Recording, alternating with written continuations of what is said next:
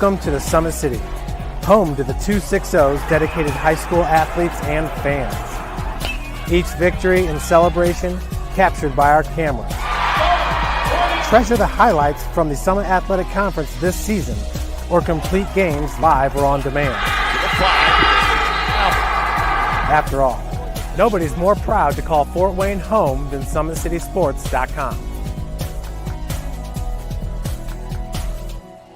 I started playing football when I was 4 years old in the Cub Football League at Leo. My freshman year of high school, I really started to notice that there was something different about how I played compared to what some other people were playing like. So then I started to develop more. I started to see the results, and then being able to go to Iowa was a big opportunity for me. Being able to train here at PSM has really given me an edge over my competitors. Working on my speed, that's the name of the game nowadays, is who's the fastest guy on the field. Being able to put my body in different positions to allow me to be in the best position during the game is so important, to not take those days off and just get into a place like PSM where they have flexible hours, and it's good for college athletes to come in and just train. The athletes has always been here, and they're getting better. I'm watching, Summit City Sports, man, they're doing an awesome job. And, that's a plug. Them dudes are doing an outstanding job. And I'm able to be in Nashville and watch games on YouTube that they're broadcasting, and I'm seeing the talent. And it is just truly outstanding. And, you guys have seen the talent that's in the NFL now from Fort Wayne, Indiana, the talent that's coming up now, and the talent that, is just here, man. It's really cool. Developed for athletes of all sports, PSM's Edge training program is a personalized, high-intensity experience designed to help you outperform the competition. Whether you're looking to enhance your speed, strength, power, agility, or overall fitness, our expert training staff will build a program that adapts to your schedule while maximizing your overall performance. Now accepting athletes 12 years old and up. Get started today. Schedule your free evaluation at psmsports.com/edge. At PSM Sports Therapy, recovery is more than getting you back to your sport. It's about building a stronger version of you. Our team of experts uses state-of-the-art technology to build personalized care plans that get you healthy and back in action safely. With no physician order needed, contact us directly to receive top-quality care exactly when you need it. Call 260-266-4007. Visit one of our Fort Wayne locations or go to psmsports.com to learn more.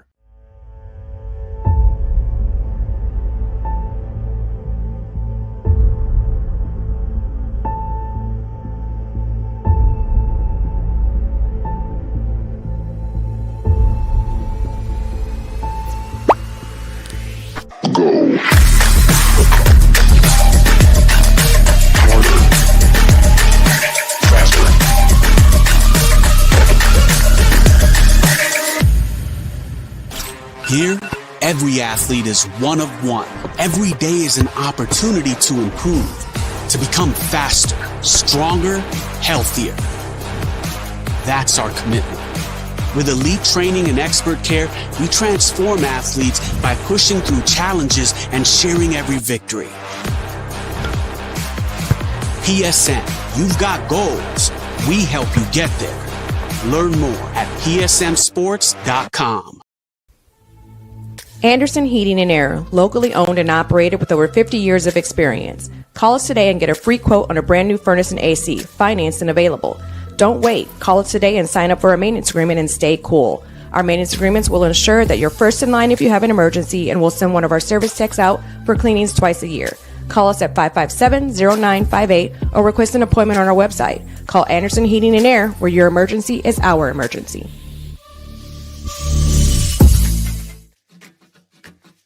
At the University of St. Francis, we believe everyone's made for greatness. Here, students are inspired to reach higher, academically, personally, and spiritually. We're not just shaping minds, we're forming servant leaders with purpose and heart. Rooted in faith and tradition, we prepare students to live lives of virtue, service, and joy. This is where faith meets reason, and where students discover who they're truly called to be. Discover greater. Tired of waiting for a doctor's referral to start physical therapy? At Indiana Physical Therapy, you don't need a prescription. You have the power to choose where you go for expert care. Our experienced therapists will help you get back to doing what you love. With over 19 locations, getting the care you need has never been easier. Take the first step towards a healthier, more active lifestyle. Visit IndianaPT.com to schedule your appointment today.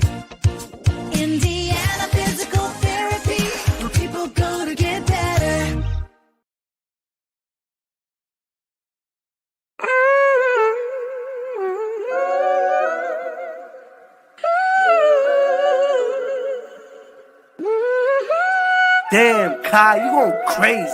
Huh. Hey, look what I did. I took every loss and then I turned that to a profit. I can't reach my goals with everybody in my pocket. I can't trust the soul, but I know pain, but I can't block it. I can't block it. Hey, look what I did. Hey, they keep hitting me like big bro, let lock in. But we ain't even locked in. We ain't even locked in. Wake Contracting, your trusted choice for complete home renovations. The heart of your home. Dream kitchens and custom bathrooms designed just the way you want them. 5-star reviews and happy customers. That's the Wake Contracting difference. Call 260-444-6081 or visit us online today.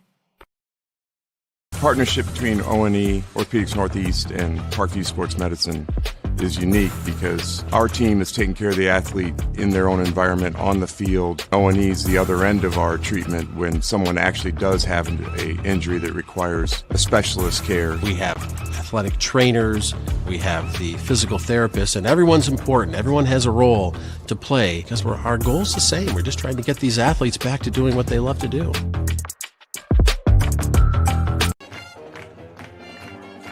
Good evening, everybody, and welcome to John Young Stadium here on the campus of New Haven High School for high school football here on SummitCitySports.com. I'm Thad Goff calling your play-by-play. Gavin Wirt is running the camera, and it's another SAC versus NE8 matchup, Northside versus New Haven here at Young Stadium. Well, both these teams looking for their first win of the season. Both these teams also looking for their first offensive points of the season.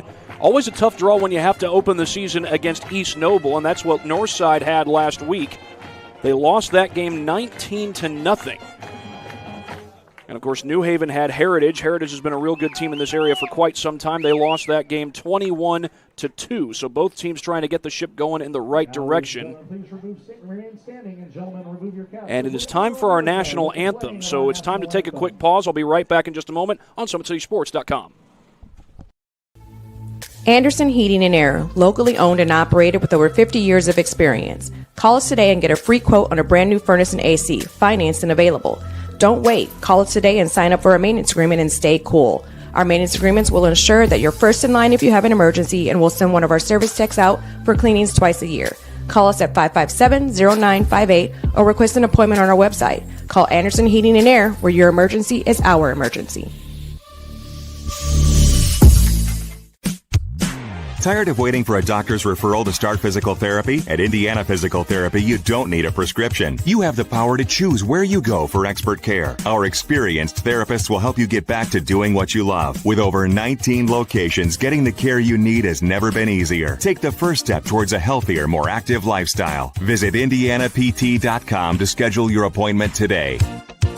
Indiana Physical Therapy, where people go to get better.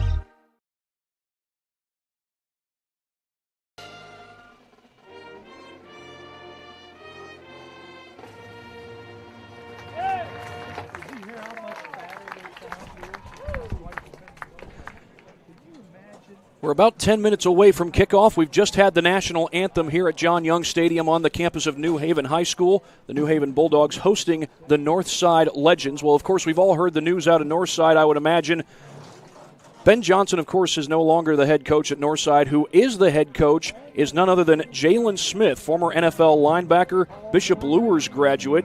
Fort Wayne's own Jalen Smith taking over as the head coach at Northside. Of course, he spent most of his NFL career with the Dallas Cowboys, and now he's back in Fort Wayne. This is Jalen Smith's second year on staff at Northside. Was an assistant coach on staff last year, and now gets to take over as head coach. And despite the fact that it's in difficult circumstances that he's taking over, I'm sure it's a huge honor for Jalen taking over the Northside Legends and trying to get this program turned in the right direction. There's no doubt that there's good athletes at Northside. We've seen what Malik Moore can do, big 6'3" wide receiver. He can make tough catches, and he's got plenty of speed as well. At running back, they've used Caleb Kingelay a lot last year, but he's expected to start as a slot receiver tonight. I believe that's where he was last week against East Noble. So in all likelihood, he's going to be playing at slot receiver again tonight with Brandon Sanders as the starting quarterback. And I do have the starting lineup here. I do believe it's going to be Brandon Gaither, the Luers transfer, who's going to start at running back. Brendan Gaither, 5'8" junior running back. He's scheduled to get the start at running back tonight for Northside. And, of course, you also have Leslie Woodson, a defensive lineman who I believe committed to Iowa State not too long ago. Leslie Woodson, a senior defensive end, stands 6'3", and he's a guy who can get after the quarterback. And New Haven's got plenty of guys up front who can make plays. They got Lavelle Ledbetter, Jackson Price, to name a few. Jayon Thomas. Jayon's a sophomore. The Bulldogs came up with 9 tackles for loss a year ago. They came up with 9 tackles for loss a week ago in the game against Heritage. Despite the loss, head coach Vance Shear did praise the performance. Now, New Haven's been getting better record-wise the last couple of years under Coach Shear.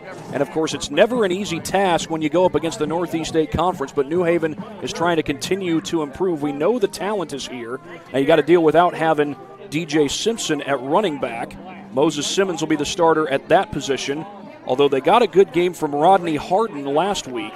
So I got to think that Simmons and Harden will probably split the carries in the backfield for the New Haven Bulldogs in this particular game. Well, while I've got a chance, I'm going to go ahead and get some words in from our sponsors. Of course, it is because of our sponsors that we get to bring you these broadcasts of high school sports here on SummitCitySports.com. That, of course, includes the good folks over at Big Eyed Fish. They've been around the Northeast Indiana area for generations. Enjoy the best fish in Fort Wayne in a family-friendly environment at Big Eyed Fish. Tom Steele Tire has been servicing the Fort Wayne area for over 40 years. They'll help you find the perfect tire for your vehicle and other auto repair services. At Ottenweller Contracting, we invest in our customers by providing peace of mind during the entire process from bid to build. Visit OttenwellerContracting.com. Today's broadcast is brought to you by SummitCitySports.com. Follow us on X at 260 Sports, like our Facebook page, Summit City Sports, and be sure to subscribe to our YouTube channel.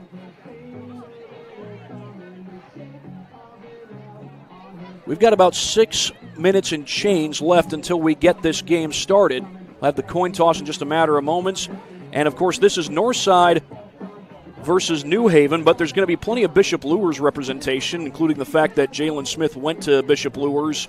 Brendan Gaither, the starting running back, transferred in from Bishop Luers. And this next ad shows you a guy from Bishop Luers, a guy who starred on the football field and also on the baseball field, Isaac Zay. More from him in a moment. Division I college football, you know what you got to be ready for from a competitive standpoint and just being ready mentally. The best ability is availability, so just being able to get in here at PSM, I know I'm in good hands and they're going to put me in the best position to be a better athlete. I started in middle school, a bunch of my buddies got me into in 8th grade. That's where I kind of fell in love with it. The energy, the intensity around it is great. Going into high school, I was just out there with my guys having a ball. Sophomore, junior year, working into a more varsity role. It just helped me grow my exposure for the game. And then senior year, we know we were capable of and we knew we were able to do and we won state. I chose Toledo because I wanted to test myself. I wanted to see what I was made of. Our coach stressed knowing what everybody's doing. And then once I started learning what everybody's doing, the game slowed down so much. It was just a lot easier to play and play a lot faster too. You just got to keep taking care of your body. And that's what I feel like I've been getting a lot better at the college level, is understanding my process at PSM. They're a team that's on my team, so I can keep my body right and get better every day. The collaboration of the expert PSM performance specialists, athletic trainers, and physical therapists at PSM Sports Therapy is just going to be great for me and to keep me on the field at a high level.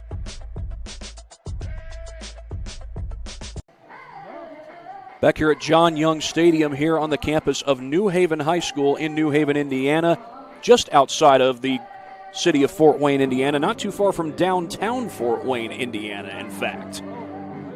Northside versus New Haven. This is the home opener for the New Haven Bulldogs. Of course, Northside playing their second straight road game, also the second straight game against the Northeast 8 Conference. New Haven was defeated by Heritage last week. Northside was defeated by East Noble. Northside will have their home opener a week from tonight as they take on the Northrop Bruins at about 7 p.m. in the evening. Another player worth mentioning that I didn't get a chance to talk about was Trey McCraney. He did throw for over 200 yards in last week's game against Heritage. Again, it was a losing effort, but he did throw for over 200, and he's got experience in this offense. Trey McCraney was the starting quarterback for New Haven a week ago, and getting the chance to go at it as the starting quarterback once again this week. And again, Brandon Sanders is the starting quarterback, a junior for the Northside Legends. I did get a chance to reach out to head coach Vance Shear, talked about their defense, the defense that got 9 tackles for loss a week ago against Heritage. Coach Shear said, quote, "Our defense played well all night. They were physical and rallied to the football. They put our offense in a good position to be successful, and unfortunately, we did not execute in the red zone. I hope that our defense continues to give them opportunities, but we will need to take advantage of it moving forward."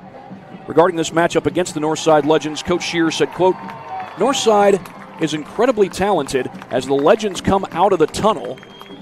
Pausing that quote there from head coach Robert Shear, but the Legends coming out as the visiting team tonight here at John Young Stadium, and the New Haven Bulldogs have also made their way out onto the field. They're in the, I believe that's the west end zone. Yeah, looking to my right, that is the west. You don't see it there on your screen, but I can see just enough of it to tell that the sun is setting to my right. So the end zone that New Haven is standing in is the west end zone. And we'll see which team goes where. Of course, each team will switch sides at the end of each quarter, and we're going to have the coin toss in a little bit. Again, more from Vance Shear. His name is Robert, but he goes by Vance. He said, quote, "Northside is incredibly talented from top to bottom. They don't have any holes anywhere on the field. It will be a challenge for our entire defense to contain their athletes. Offensively, we will need our line to move some bodies and need our athletes to make plays when given the opportunity." Those, again, are the words of head coach Vance Shear, the head coach of the New Haven Bulldogs. We've got a minute and change until we get this game started.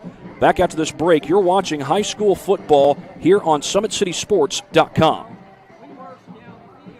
I'm Mary Kate Scheinman, and I play volleyball at Purdue. I actually grew up playing a lot of sports. I was always in the gym. I've always loved volleyball, and I also love softball. I think it was probably 8th grade year I kind of realized that volleyball might be my sport over softball. We had a lot of success at Belmont playing for Pineapple High Performance, Coach Ball and Coach Gitzlin. I felt like going to practice wasn't really a chore anymore. It was something I really loved to do. I loved the girls, and I loved the coaching, and it just became a big aspect of my life. I'm really excited to play volleyball at Purdue. Just the atmosphere, it truly did just feel like home. The coaches, the team, the girls, and then also it was just a good education program, and I've always wanted to play volleyball at a Big Ten school. It's one of the sports where you constantly have to have the drive, and I think Edge is a perfect program getting me ready to play at a D1 level. Agility, strength, speed, and I feel like moving back and forth, your quickness on and off the net, just reactions to the ball even. All the trainers pushed me to be my best every day, and training with PSM will play a huge role playing at the next level. We got the coin toss going on here.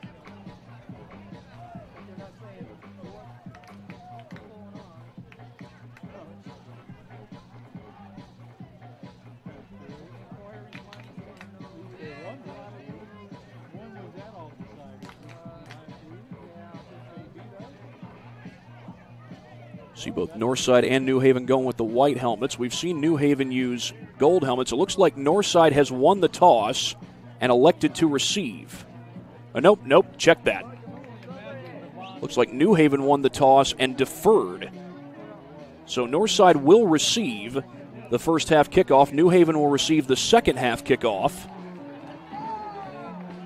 Captains for New Haven include the likes of Trey McCraney, Donald Gage, Ethan Wake, and Jacob Langford. And I noticed that two of the captains for Northside were Leslie Woodson and Jamari Simmons. Jamari Simmons starting at safety today. Leslie Woodson starting at defensive end. And so I understand that Leslie Woodson has committed to play college ball for Iowa State.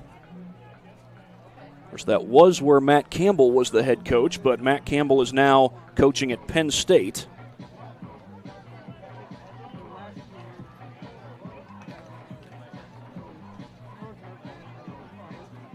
Iowa State is coached by Jimmy Rogers.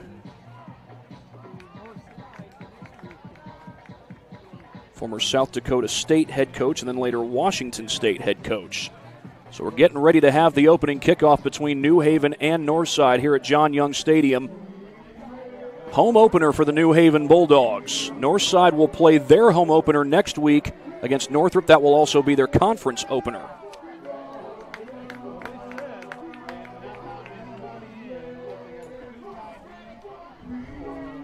That looks like Logan Niddle to kick it away for the Bulldogs.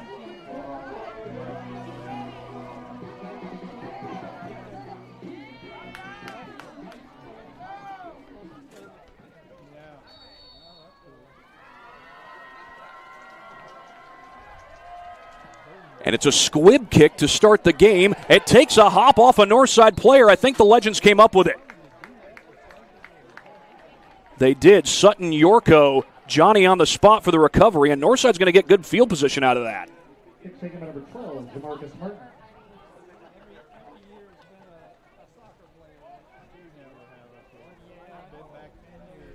Take another look at that replay. Our replay is brought to you by Anderson Heating and Air Conditioning. Took an awkward kick. Yorko had to fall in to recover it, and he just got it in time as Northside is going to huddle. Always try to be ready in case somebody goes hurry up. Brandon Sanders set to start at quarterback today. He's got Jace Brooks, a freshman at 6'1", as a wide receiver. Of course, we've seen freshman receivers at Northside do great things. Talked about Malik Moore not too long ago. He wears number 24. He had a great freshman campaign. And you may remember Breonte Johnson, or Tay as he's commonly known. He was making great plays as a freshman as well, both on the basketball court and the football field. And Brandon Sanders will hand it off on first down to Caleb Kingley. And Caleb Kingley is out across the marker. He's got a first down up to the 49-yard line. Make that the 50-yard line. So a 14-yard gain on first down for the Northside Legends.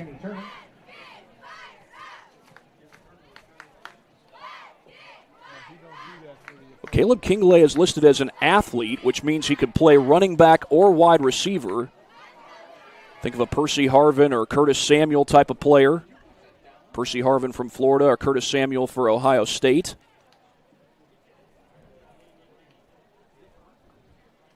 High snap.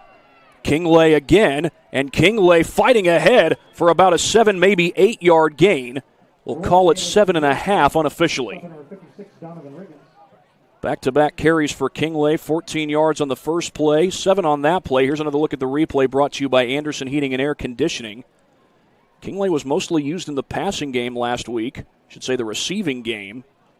This time 2 quick carries right away and 2 good carries that come out of that replay as they do set the ball on the 42-yard line. So an 8-yard gain for the Legends, 2nd down and 2. Hand off the other way, and Gaither is smothered.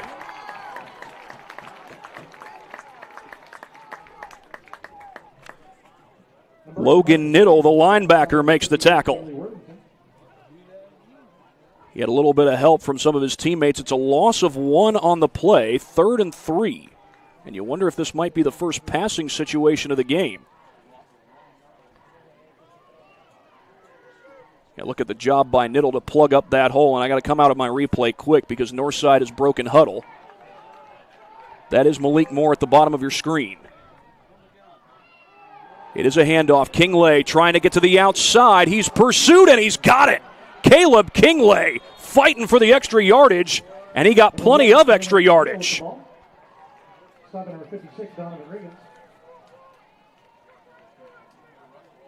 He needed 3 yards. He got 12, and none of them came easy. Here's another look at the replay. I have to come out of this pretty quick. My apologies, folks. Yeah, I got to come out of this because Northside's just broken huddle. 9:45 left to go here in this first quarter. Sanders takes the snap. Throws it downfield, looking for more. In the end zone. Touchdown, Legends. Pass complete to number 24, Malik Moore. Malik Moore able to haul it in.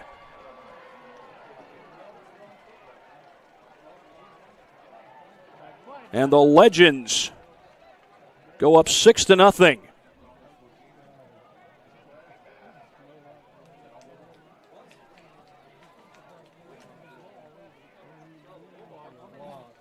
I'll show you that replay in just a little bit, but first the extra point.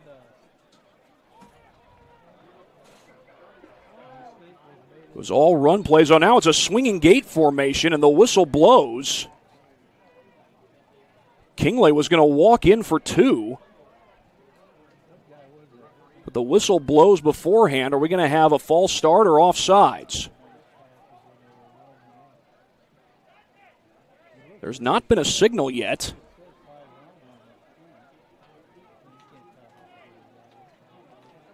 Folks, I have not seen a signal. My apologies. And now Northside's going to come out of the swinging gate and just attempt the conventional extra point.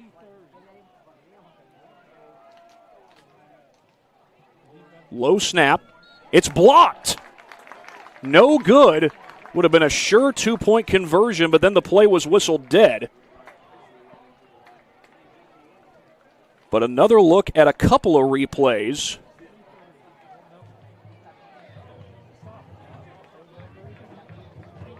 First, here's the third down conversion from Kingley, and I'll try and show you all of this replay if I can. Kingley was pursued. New Haven had a chance to get him in the backfield. Actually had a chance to get him a yard shy of the first down, but Kingley just fought for that extra yardage and got the first.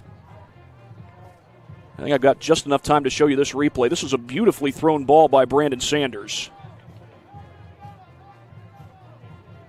As Malik Moore makes the catch, and do apologize you lose him there in the frame. Unfortunately, that's just the way it is in that corner of the end zone. Do want to get all of the end zone, and I think we've got it. But he runs out of the end zone, and you may not see him. But either way, 6-0 in favor of Northside. I believe it was 4 straight run plays for the Legends before Brandon Sanders finally threw his first pass of the game.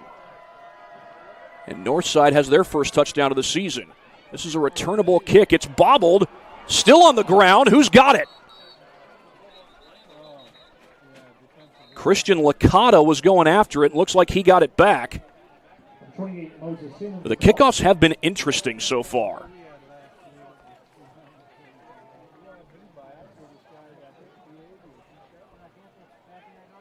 Here's another look at this replay. Our replay is brought to you by Anderson Heating and Air Conditioning.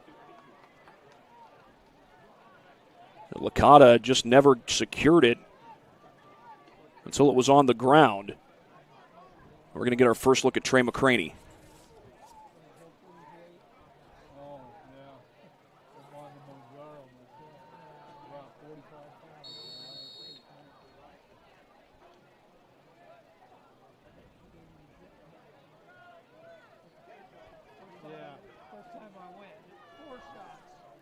Moses Simmons expected to be the starting back, but that might be Harden who's in the backfield. Harden wears number 8. It is Harden trying to get to the outside, and he can't. That's Leslie Woodson who came to finish him off. Number 8, Rodney Harden with the ball. The Iowa State commit makes the tackle for loss. It's a loss of 2 on the play.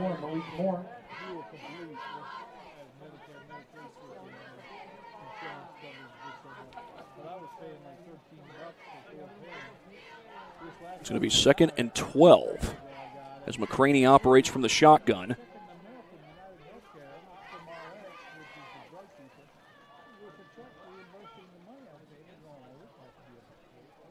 McCraney wants to throw the screen. He's got it complete, but the ball pops out, and it's picked off out of the air by Moore. Moore still on his feet. A helmet flies off, and Moore's got an angle. He might take this. Moore is in for the touchdown. There is a flag sitting at the 1-yard line. We'll see if this stands.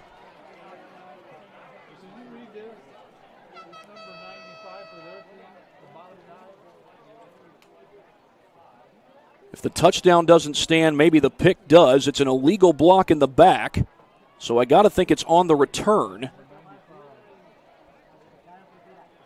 So if the flag is on the return, then that means it's still Northside ball and the interception stands. But the touchdown comes off the board. Ball was bobbled. I'm not sure if that was a pick or a fumble.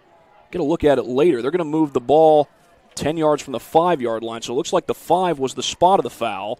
Let's take a look at this replay, see if we can see the block in the back.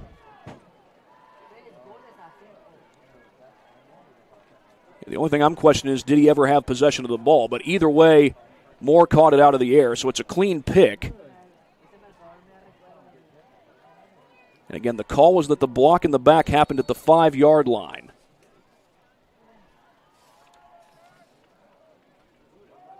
Straight ahead, Marcus Williams getting the handoff.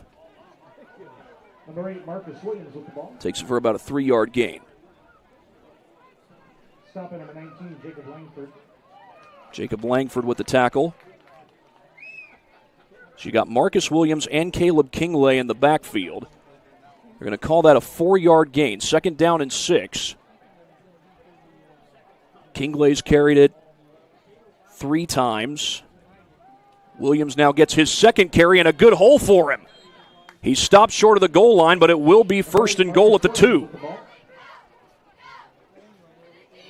The offensive line doing its job so far. That's 2 carries for Williams. Again, 3 for Kingley, 1 for Brandon Gaither. And it's Williams again trying to fight his way, and he's not going to get there. Max Hartman with the tackle for New Haven. Number 25, Max Hartman.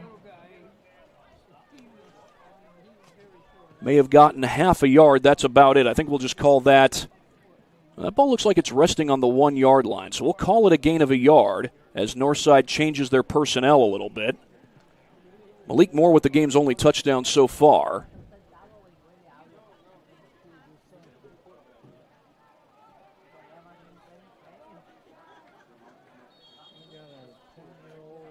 Whistles blow. Legal substitution, it looks like, against Northside. So they're going to be backed up. Backed up 5 yards. They had 2nd and goal at the 1. It's now going to be 2nd and goal from the 6.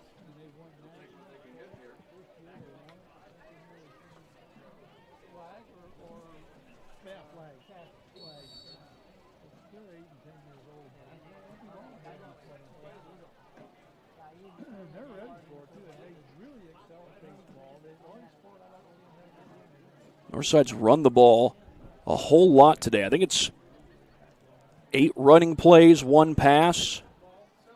Maybe 7 running plays, 1 pass. The 1 pass, of course, went for a touchdown. Back to the ground they go, and Williams in for the touchdown. And check that. That is Brendan Gaither. Brendan Gaither, number 5. And he gets the Legends in for the 2nd time in this game. It had been Williams, but now Gaither, the Lures transfer, gets into the end zone. And there's that swinging gate formation to start out. Number 5, Brandon Gaither. Northside tried to go for 2 after the last touchdown, and now they'll shift into a regular PAT formation. The extra point was low and did not go through. Low snap, another low kick, and it's not even close. That went below the upright, so it's 12-0 in favor of Northside. But again, Brendan Gaither, officially his first touchdown as a member of the Northside Legends, the former Bishop Lures Knight. And here's a look at the play he scored on. Replays again brought to you by Anderson Heating and Air Conditioning. And Brendan Gaither had a great hole there. His 2nd carry of the ball game, it goes for 6. He was stopped for a loss on his first carry, but not that time. 12-0 in favor of the Legends. Does New Haven have an answer?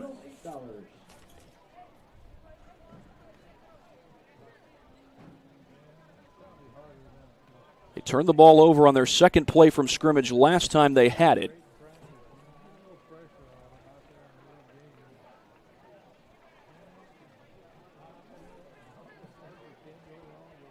I believe that's Irvin Gates doing the kicking for Northside.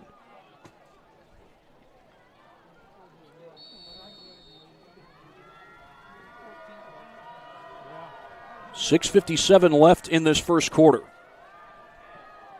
Low line drive kick. That's fielded at the 18-yard line. On the return is Jalen Abercrombie, and Abercrombie's still going. That's actually Landry Trotter who comes out with it. Number 6, Landry Trotter with the ball. I thought that was Abercrombie who caught that. Let's take another look at this. New Haven's going to have great field position.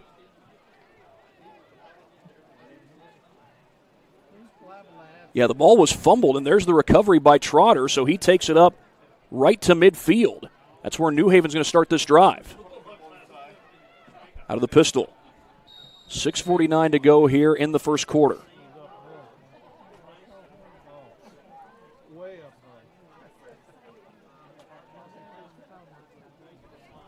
Looks like they got Harden as the back here on first down. McCraney will look to throw. He goes for the sideline. And that's going to be interference, I think. There's the flag. He was looking for Donald Gage. Gernard Moore was all over him.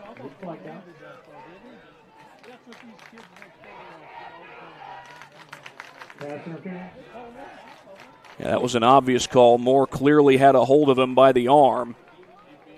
We'll get another look at it on the replay brought to you by Anderson Heating and Air Conditioning. And yeah, you can see he's got a hold of the jersey there as the ball is in flight. And New Haven moves from the 50-yard line now to the 27.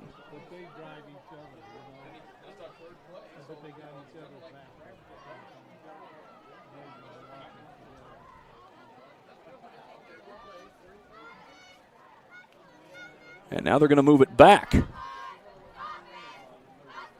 They had the ball sitting at the 27-yard line, and now they've moved it back to the 35.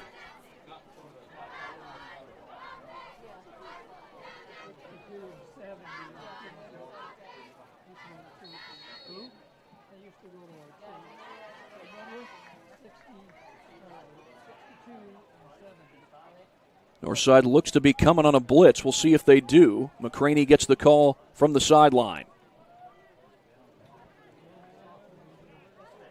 McCraney throws the screen to Ethan Wake. He's got a block. Wake still on his feet, out to the 30-yard line. He'll get a 5-yard gain before he's knocked down.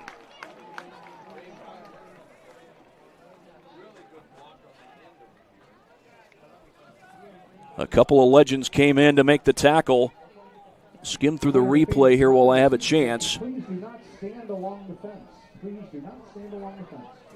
Looks like it was Malik Moore who officially made the tackle. And it'll be 2nd down and 4. They'll call it a 6-yard gain to the 29.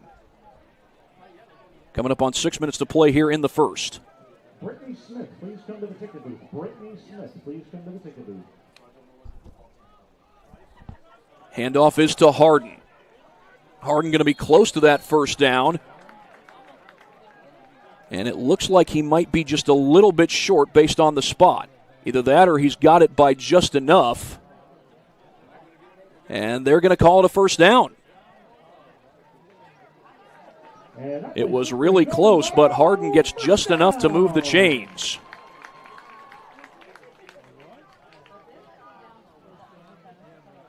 They set up at the 25-yard line in Northside territory. McCraney to throw. To the sideline, man there. Heck of an effort, but it's incomplete.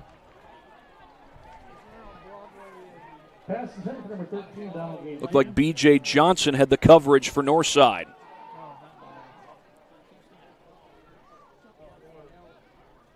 .534 to go. The clock stops on the incompletion. Northside scored on their first 2 drives of the ball game. New Haven turned it over on their first drive, but they're on the move here on their second.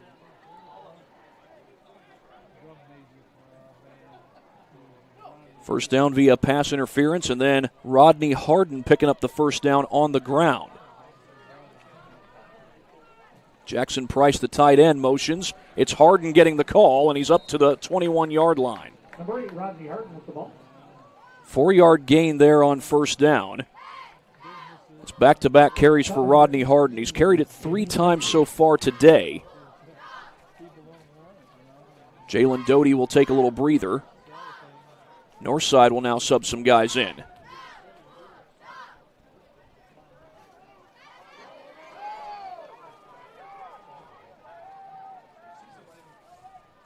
Woodson came close to jumping off sides.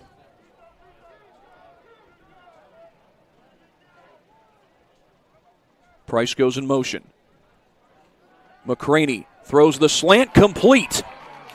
He's got Donald Gage inside the 15-yard line for a first down.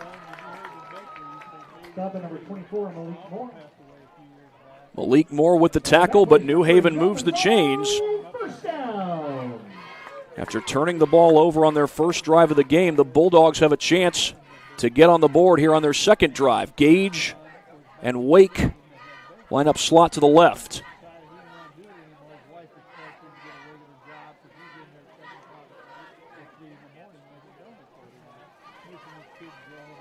It's Harden looking for room off that right side, and that hole's going to close up. Jernard Moore, one of the men there to make the tackle. Looked like he got some help from Ben Davis as well.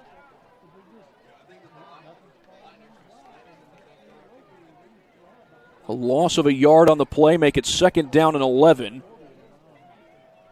New Haven can get a first down at the 1-yard line. But Ethan Wake's a 6'2 receiver. They got him lined up in the slot. Be curious if they try to use him here on this next play. That's Price going in motion.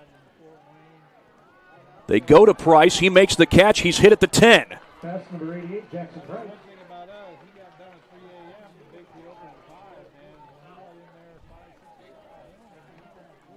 I think that was either Woodson or Simmons who made the tackle. Woodson number 2, Simmons number 3. It's a gain of 2, but 3rd and 9. Again, New Haven can get a first down without getting a touchdown here. It'll be interesting to see what they do if they don't get this first down. Harden is the back, and that's a false start. Harden moved early, and so did 3 guys on the offensive line for New Haven. And now 3rd and 9 is going to turn into 3rd and 14.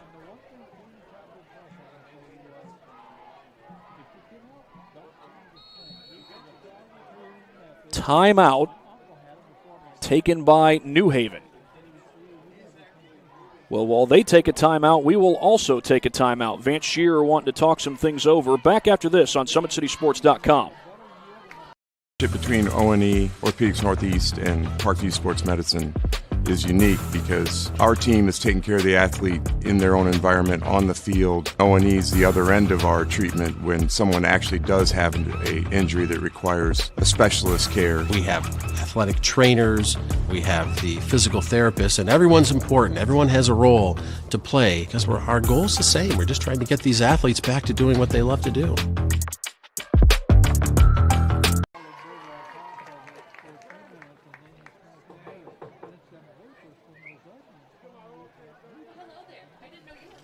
$12-0 in favor of Northside. New Haven is driving. This has been a good-looking drive, but a false start just pushed them back to the 15-yard line, and they've got a 3rd and 14.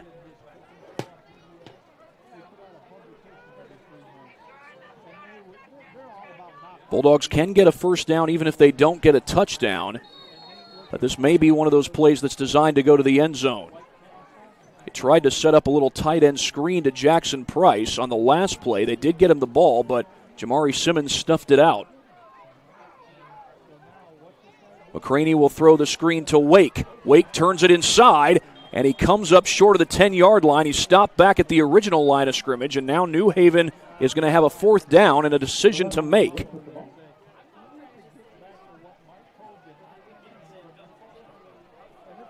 And it looks as though the Bulldogs are keeping the offense on the field. They can get a first down at the 1-yard line, but they're so close that they might be drawing something up that goes to the end zone. Ethan Wake lined up in the slot to the near side. That's Jalen Doty lined up wide to the near side. Donald Gage wide to the right. McCraney rolls left, looks to throw, does throw, to the end zone, incomplete. Jaden Fluker breaks it up for Northside. They were looking for Doty in that near side corner, and Fluker closed in at the right section. Doty had a chance at this. It goes as a 4th down stop for the Legends. Here's another look at it. Replay brought to you by Anderson Heating and Air Conditioning. Of course, you did have Jackson Price also very close to that goal line. He might have been able to get you the 10 yards necessary for the first down. But they go to the end zone. Doty was there. Fluker's able to cover all the ground he needed. And now the Legends will start from their own 10-yard line, make that their own 11. Not great field position, but they do get the turnover on downs. They'll run it here on first down with Williams. And he's held to a short gain, maybe just a yard. Check that, that's Gaither.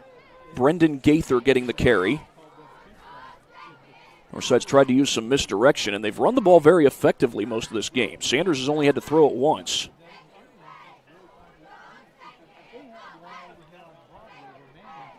$150 left to go in the first quarter.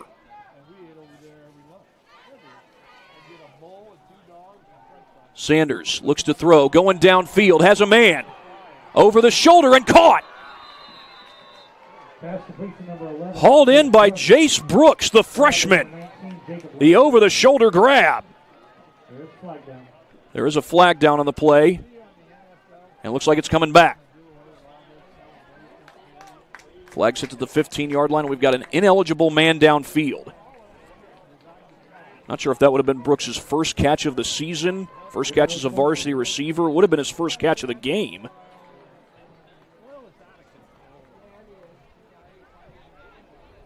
Might be saying that Sutton Yorko was the ineligible man downfield. I think I got just enough time to show you this replay here. You'll see Yorko does go upfield. It was about 3 yards, and that's just enough to draw the penalty.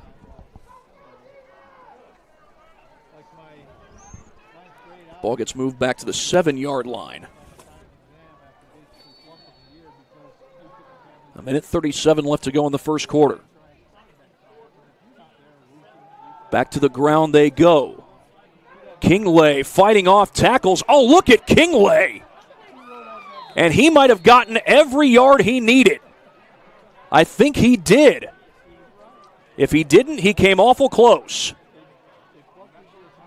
He did get every yard he needed. Boy, Caleb Kingley does not want to go down. Back to the ground again. It's Kingley. Kingley to the outside. Kingley doing what he does best. And it looks like he stayed in bounds long enough to cross that 40-yard line. Boy, Caleb Kingley is making the offense go for the Northside Legends. We have a sideline warning.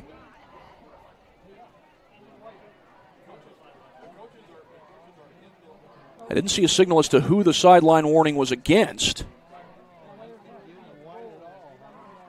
Play does stand as a first down up to the 39-yard line, so Kingley did not cross the 40-yard line. It looked like he did before he went out, at least from my vantage point. With a minute 15, Northside will look to move the football from the 39-yard line. Officially, they've only thrown one pass, the Legends have. It went for a touchdown to Malik Moore.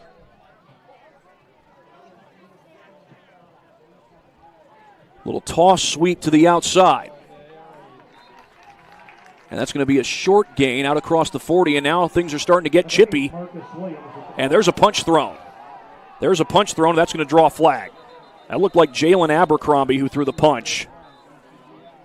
I think that was Moore who took the toss, but Abercrombie just threw the punch. And we'll see what the verdict is here. Well, you know what throwing a punch can get you in the middle of a football game. No doubt you're going to have an unsportsmanlike conduct penalty. We'll see if anything else is dealt out beyond that. The officials will discuss this.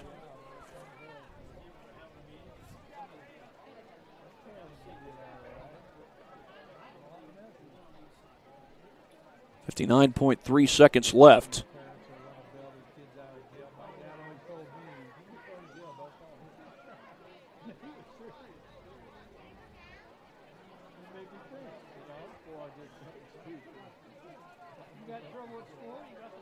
That looked like a targeting signal. There was a personal foul signal. I did not see anything about an ejection.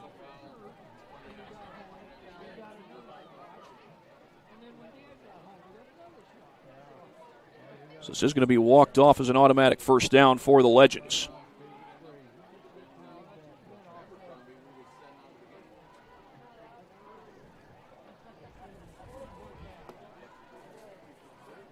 Mark it off to the 41-yard line. Again, I did not see a signal for an ejection.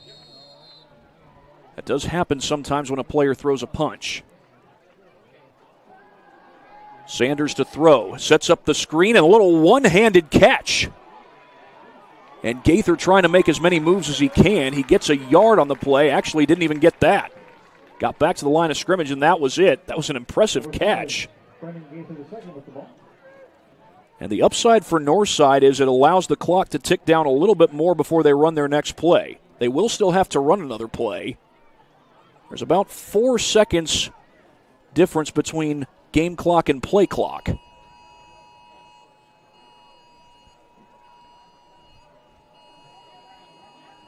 Another toss sweep. And that's Kingley trying to fight for extra yardage. Flag comes in. Kingley got to the 36-yard line, but we'll check on the penalty. It's sitting back at the 42-yard line. It is holding against Northside. So because of the penalty, the clock's going to stop with 6.1, and I think Northside is going to have to run another play.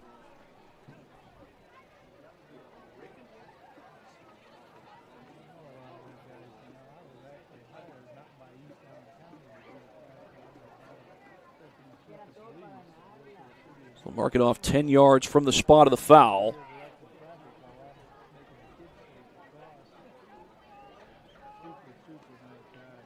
Ball is going to be placed at the 49-yard line, back in Northside territory.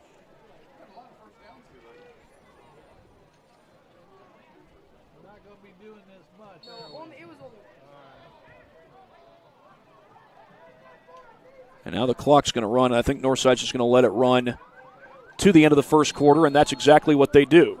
Northside with a 12-0 lead. But penalties have hurt them on the last couple of plays, although a huge penalty hurt New Haven not too long ago. I'll be right back after this break here on SummitCitySports.com. Anderson Heating and Air, locally owned and operated with over 50 years of experience. Call us today and get a free quote on a brand new furnace and AC, financed and available. Don't wait. Call us today and sign up for a maintenance agreement and stay cool. Our maintenance agreements will ensure that you're first in line if you have an emergency, and we'll send one of our service techs out for cleanings twice a year. Call us at 557-0958 or request an appointment on our website. Call Anderson Heating and Air, where your emergency is our emergency. Tired of waiting for a doctor's referral to start physical therapy? At Indiana Physical Therapy, you don't need a prescription. You have the power to choose where you go for expert care. Our experienced therapists will help you get back to doing what you love. With over 19 locations, getting the care you need has never been easier. Take the first step towards a healthier, more active lifestyle. Visit IndianaPT.com to schedule your appointment today. Indiana Physical Therapy, where people go to get better. Well, I did just get a public safety alert. Please avoid the area of I-469 northbound between the 24 to 28 mile markers. Reference multiple crashes causing congested traffic. Always want to be aware of those traffic issues, especially for those of you who might have travel plans. Of course, wherever you might be, we do hope you're watching us live here on SummitCitySports.com, but not if you're driving. If you're driving, we do want you paying attention to the road. We do want you to be aware of those travel concerns should we get those public safety alerts or those amber alerts. As Northside gets set to start this drive, or should say continue this drive, scoreboard says 1st and 20. I believe it should be 2nd and 20 because the first down play, that was the screen play for no gain, and then the next play was when the penalty happened. Here's Sanders to throw. He's going to pull it down. He's got room to run. How much is he going to get? He's going to get a lot of it. Not enough for the first down, but he comes rather close to it, just 2 yards shy. And it should be 3rd and 2. We'll see what the down mark. Yeah, down marker does say 3rd down, but that's an 18-yard run by Sanders.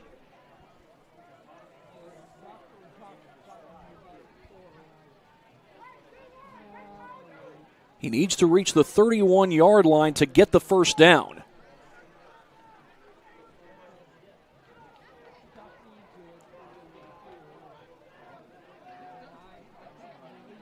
Jace Brooks lines up wide to the right. Malik Moore lines up wide to the left. But it is Kingley who gets the call, and Kingley looks like he got enough. He's close to the 30. He needed the 31, and that is a first down. Boy, Caleb Kingley has been doing all kinds of great footwork today. That time he just needed to run between the tackles and get to that first down marker. Job done. Job well done.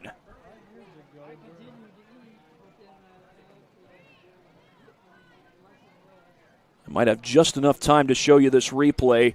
Just a straight dive play. Kingley straight ahead and looked like he clearly got the first down. Spot is plenty enough for it.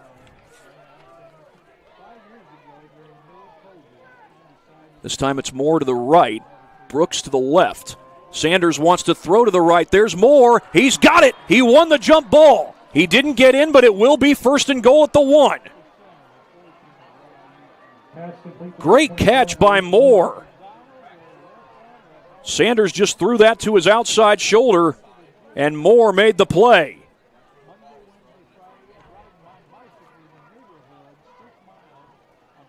Moore's second catch of the ball game. His first one went for 6. They're actually going to mark him at the 2-yard line, but it is first and goal for the Legends.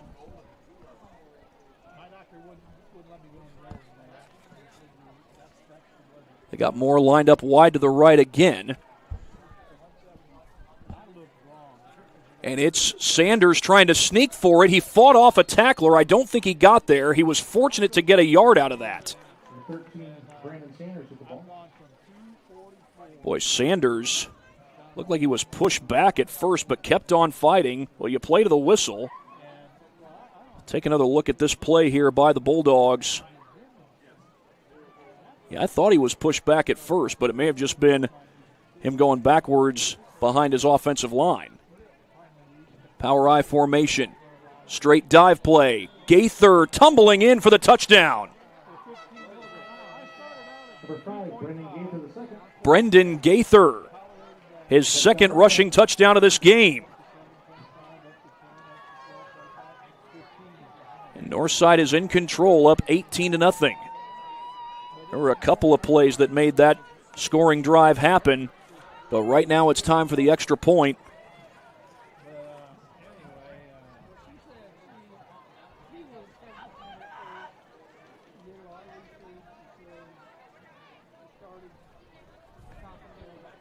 There's that swinging gate formation again from Northside. If you've ever seen the movie The Longest Yard, you might be well familiar with that. And this time they're going to run it, throw the fade to the other side, and it's caught! Malik Moore with the 2-point conversion.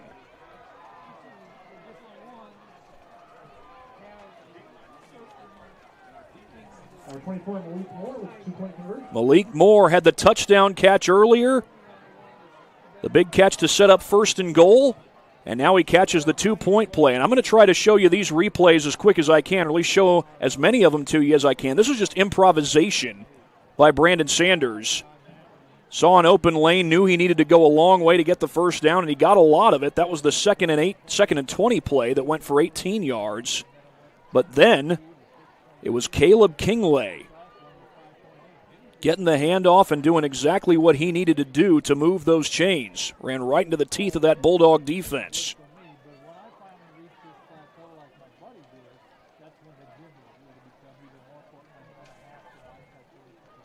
Northside's about ready to kick it off. And I'm hoping I get a chance to show you a couple of more replays before the next Bulldogs drive. I'll save it for after this kickoff. 10:14 left to go in the second quarter. Brendan Gaither, 2 rushing touchdowns. Former Bishop Luers Knight and his fellow former Knight, who's now the head coach, Jalen Smith. Got to be real happy what he's seeing from Brendan Gaither. 10:14 left here in the second quarter. Deep kickoff this time. Doty picks it up off the hop. And Doty going to get out of bounds across the 16. Check that. That's Abercrombie. Jalen Abercrombie who goes out of bounds at about the 16-yard line. Well, hopefully I get a chance to show you 2, maybe 3 replays. Here's the pass play, Sanders to Moore. Great throw by Sanders, got it to the outside shoulder, and then Moore is able to make the adjustment. It's just a little sample of what he's been doing ever since he came into the league. And then Brendan Gaither punching it in for 6, his second rushing touchdown of the season, although that was the loss on the play. My apologies, that was the wrong play. I do plan to post as many of these highlights as possible when I get done. Of course, we always post our highlights for your viewing pleasure. If you can't watch the full game, maybe you can at least catch some of the highlights. Or if you can't watch us live, you can always catch the replay. A handoff off the right side, and Harden doesn't have a lot of room to run.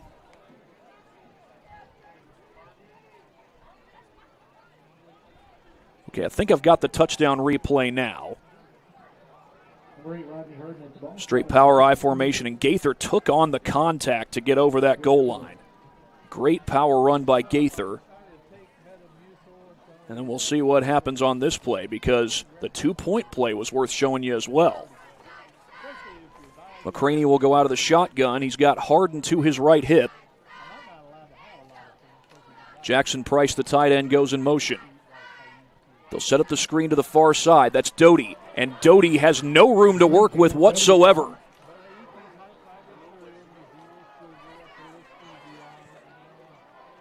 I think that was Simmons who made the tackle.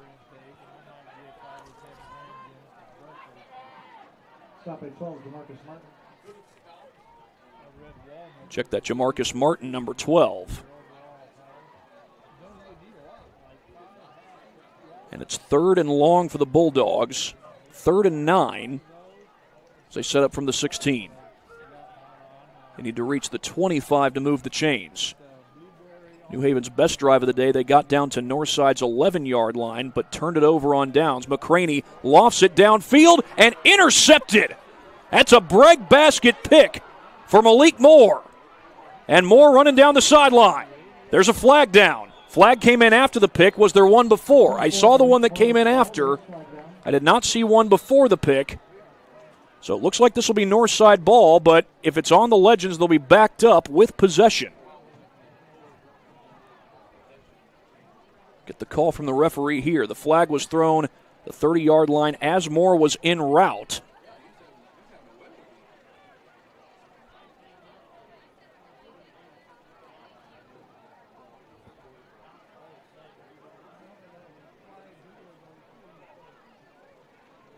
Oh, they called pass interference.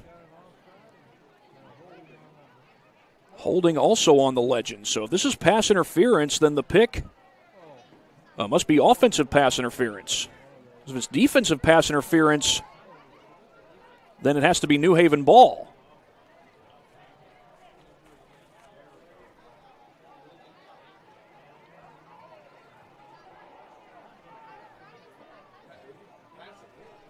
The signal was pass interference.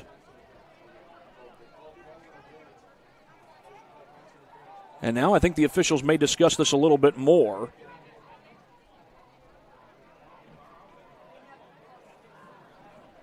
If it's defensive pass interference on if it's defensive pass interference on Northside, then the interception doesn't stand. If it's offensive pass interference on New Haven, and then the holding on Northside came after the pick. So we have holding on Northside, declined, personal foul, roughing the passer on Northside, that's accepted, and New Haven's going to get a first down. So there's the clarification. So the interception is not going to stand. And it's going to be an automatic first down for the Bulldogs. So here's another look at it. We'll see if we can see the hit. Didn't look all that late. Maybe they're saying that the hit was a little too high. If you hit the quarterback in the head or neck area after the throw, that can get you a roughing the passer call. But the hit did not look egregiously late. Another signal that the holding penalty was declined, but the roughing the passer was accepted. Automatic first down for New Haven. So this ball's going to be set at the 36-yard line.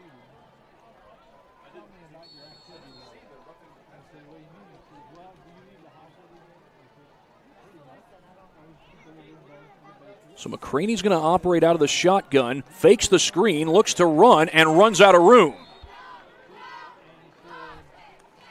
Marcus Williams closed in on him. Quarterback run game can be a defense's nightmare, but Williams was ready for it that time. Senior linebacker plugged up the middle of the field, and it's 2nd and 10. Coming up on 8 minutes to play in the second quarter. Northside shifting guys around. McCraney wants to throw. Flush to his left, throws on the run, has a man out there, and that one's picked. B.J. Johnson.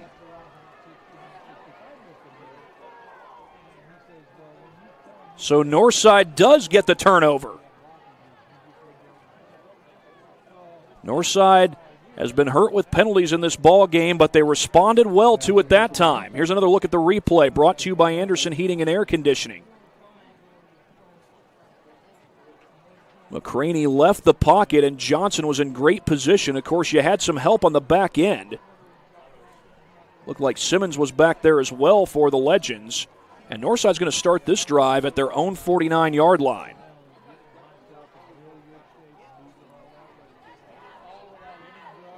They need to reach the 41 for a first down, 7:50 left to go.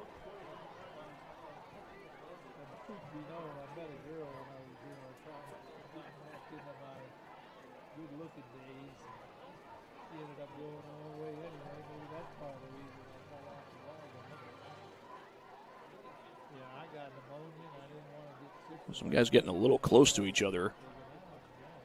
They're on the field. I think the officials just trying to keep them separate. It's going to be 1st and 10 from the 49-yard line. 7:50 left to go here in this second quarter.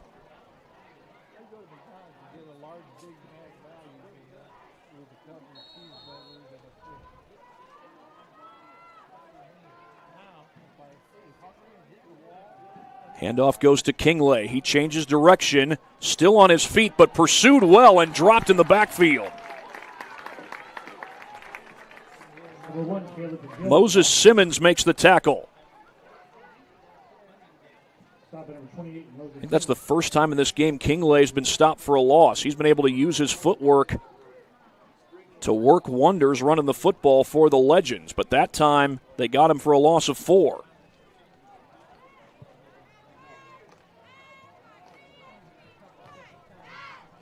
Jace Brooks lines up near side. Looks like Moore's wide to the far side. Sanders flushed, spins away, going deep, has a man. And it's caught! Down to the 10 is Moore. He stole it away. What a play on both ends. First from Sanders and then from Moore.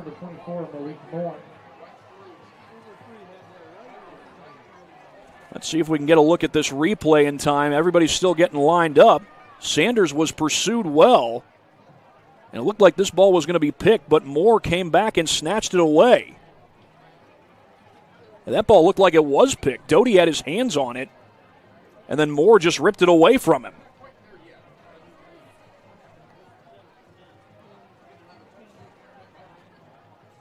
Handoff is to Kingley. This time it's a positive gain. Got him for about 3, and it is a goal-to-go situation. Ball was set at the 10-yard line. Bailey Worthington in on the tackle for New Haven.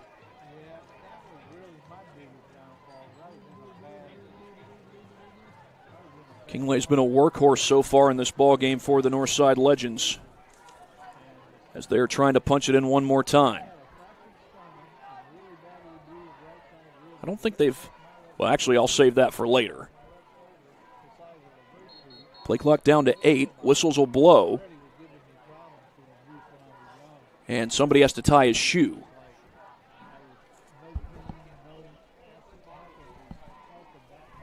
That was either Gaither or Williams.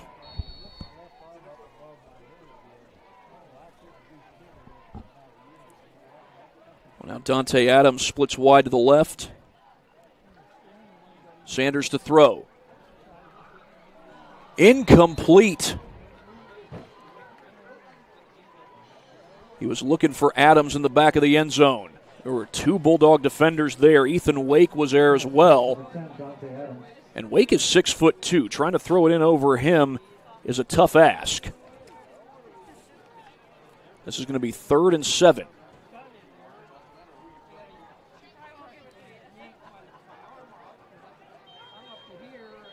And now whistles blow. And I think Northside wants a timeout this time, and they do. They'll take it. Timeout Northside. Well, while they take a timeout, we'll go to a quick break. You're watching high school football here on SummitCitySports.com. Back in just a moment. Contracting, your trusted choice for complete home renovations. The heart of your home. Dream kitchens and custom bathrooms designed just the way you want them. 5-star reviews and happy customers. That's the Wake Contracting difference. Call 260-444-6081 or visit us online today.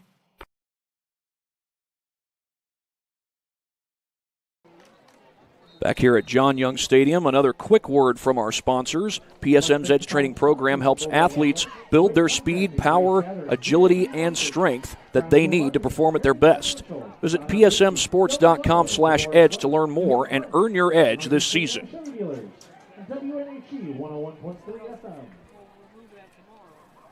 Well, Northside's got a 3rd and goal from the 7. And again, it'll be interesting to see how they play this out should they come up short of the goal line. Caleb Kinglay's had a great game running the football, but he's carried it twice on this drive, once for a gain of 3, once for a loss of 4. And I think that's Gaither in the backfield next to Sanders. Sanders wants to throw. He floats it to the end zone, and it's picked. And it's going to be returned by Donald Gage. And Gage comes up at about the 20-yard line. He might have gotten just the yardage he would have had it been a touchback, but he runs it out to the 20. Looked like they were looking for Brooks in the back of the end zone, and Gage just picked it off and took it back. Another look at this on the replay brought to you by Anderson Heating and Air Conditioning. This ball was floated to the end zone. And check that, he was actually looking for Sutton Yorko, the tight end. Yorko's a big guy. You got to get it up there to get it to him. But that ball was just underthrown enough that Gage is able to take it back. And it's 1st and 10 for New Haven at their own 20. 5:48 left on the clock here in the second. McCraney in trouble, and he's going to go down. McCraney was swarmed under on that play. And on the sack was Omarion Waits. Got a little help from his friends also. And officially, I believe that's the first sack of the game for Northside.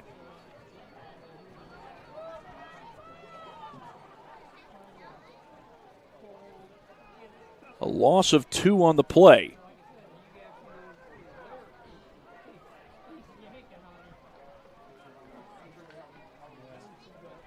McCraney again operates from the shotgun. Jackson Price goes in motion. Handoff is to Harden, and Harden's going to get some positive yards. Then he's pushed back by Ben Davis. He got up to about the 18, maybe the 19-yard line. They're going to call it the 20, which is the original line of scrimmage, so this will be 3rd down and 10. As Jalen Doty checks back into the game for the Bulldogs. 4.5 minutes left in quarter number 2.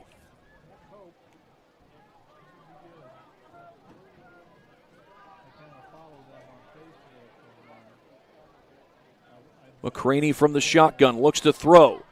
It's complete, well short of the line to gain, though.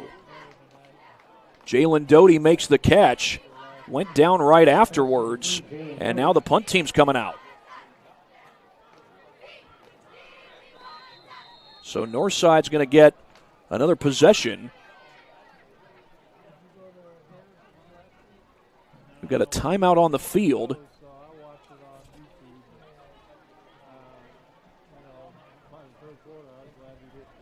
Northside's going back to the sideline, and I'm going to take a quick 30-second break and come back in just a moment. At the University of St. Francis, we believe everyone's made for greatness. Here, students are inspired to reach higher, academically, personally, and spiritually. We're not just shaping minds, we're forming servant leaders with purpose and heart. Rooted in faith and tradition, we prepare. Sounds like Doty was hurt on that last play. My apologies, folks. High snap. They almost got to the punt. That ball's going to bounce across midfield, and it's going to stop it right about the 47. Jacob Langford was the one who downed it for the Bulldogs. 3:45 left to go, so one more possession, at least one more possession for Northside before halftime. Going to try and update you on some scores from around the area. Looks like Decatur Central is leading 21-0 over Wayne. Bluffton's got a 40-0 lead. And those are the only scores we have at this point, although we'll check in on some others. Bulldogs take a timeout.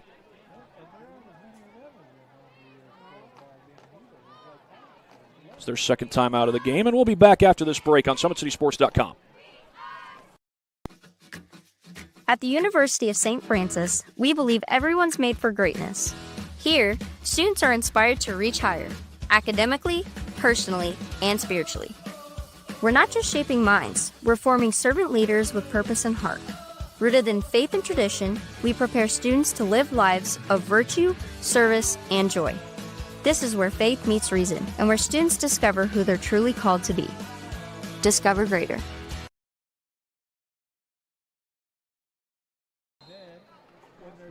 Well, here at John Young Stadium, it's 20-0 in favor of Northside. East Noble's got a 19-13 lead over Snyder, and the Knights have the ball in that one. That's Snyder's home opener, not just their home opener, but the opening of Russ Isaacs Stadium. I should say the opening for varsity football. They've had soccer there already, but this is the first varsity football game ever played at Russ Isaacs Stadium, as Gaither's going to hand this one off, or rather take the hand off, and he's smothered at the line to gain. Well, with New Haven down to just one timeout, you can understand the Legends trying to run the ball on first down here. But they get nothing there on that first down play. They've been able to run the ball effectively most of this game, though, whether it's Gaither or Kingley or Williams touching the ball. Out in the flat, that's complete. And out to about the 47-yard line. That looked like Kingley, and it was. That's Kingley's first catch of the game. He'll come up 4 yards short of the line to gain. Legends need to reach the 30, make that the 43-yard line.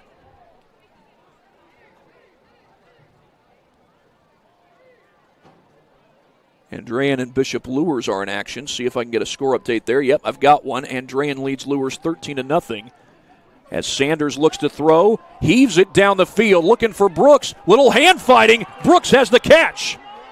Jace Brooks, the freshman, looking for the end zone. He won't get there, but it will be a 1st and goal for the Legends. Jace Brooks, his first catch of the game. There was some hand fighting going on there, and I think the home crowd wanted a push off. I'm going to take a look at this replay. You always love physical catches. You always love physical play by anybody in the game of football, whether it's a wide receiver, DB, running back. There's definitely some contact there from Brooks. Was it enough to warrant the flag? The officials did not think so. And as it is, it's 1st and goal. Legends get down to about the 2, maybe the 1, officially called the 1. As we approach 2 minutes to play. And whistles blow just before the snap. That's not going to be a walk-in touchdown for the Legends. Northside wants a timeout. 2 minutes, 18 seconds left. Well, while they take a timeout, go ahead and hear from some other sponsors that we still need to hear from here on SummitCitySports.com. Got a lot of sponsors that we need to hear from, and it's because of our sponsors that we're able to bring you high school football as well as other sports. The 12,000 Hoosier men and women with Laborers District Council and affiliated local unions that build Indiana. We are LIUNA. Specialists in design, build, mechanical, and refrigeration. Visit tjwindustrial.com. Online degree programs at the University of St. Francis are built for convenience and flexibility. Most degrees can be completed in 12 months. Visit online.sf.edu.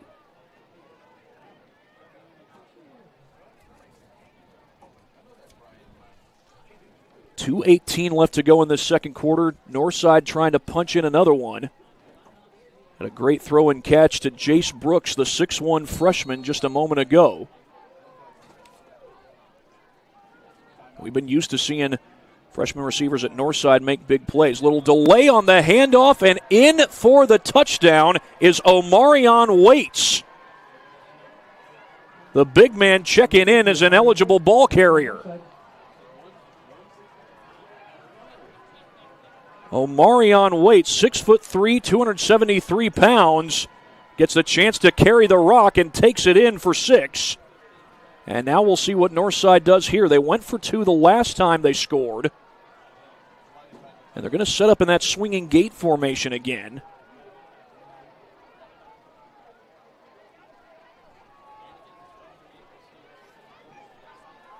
They do have Malik Moore lined up wide to the right.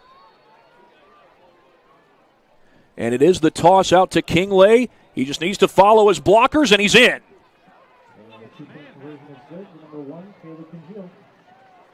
Caleb Kingley gets the toss and scores, and it's 28-0 in favor of Northside.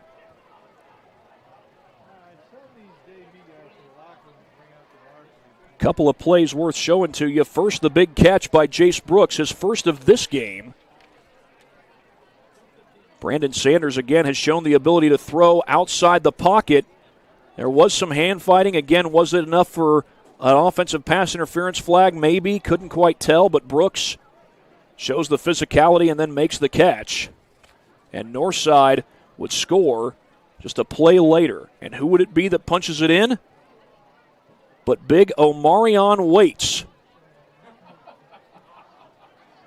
Some of you might be old enough to remember the Fridge. Big Fridge Perry of the Chicago Bears. He was a defensive lineman, but he would sometimes get to carry the rock. I believe he had a couple of rushing touchdowns when the Bears won their Super Bowl in the '85 season under Mike Ditka.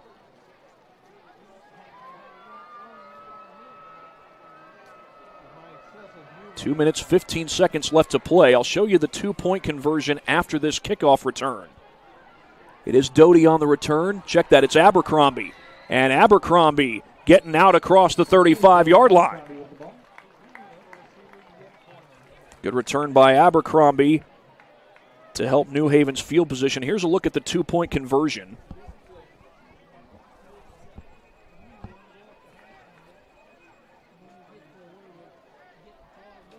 Just a fling out to Kingley, and he takes it in for 2.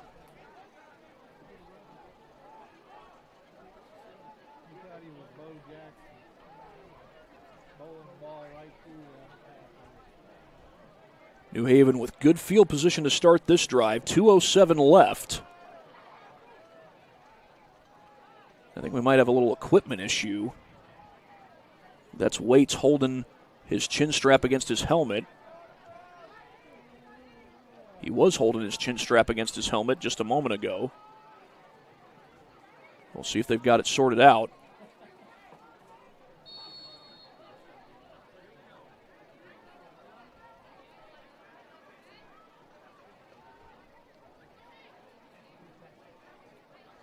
McCraney will look to throw. He floats it down the field, and it's too tall. Looking for big Jackson Price down that seam. And Jackson's a tall target.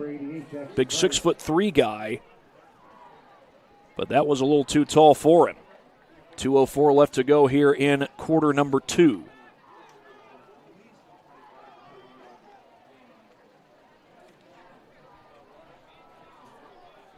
Bulldogs trying to get something before halftime.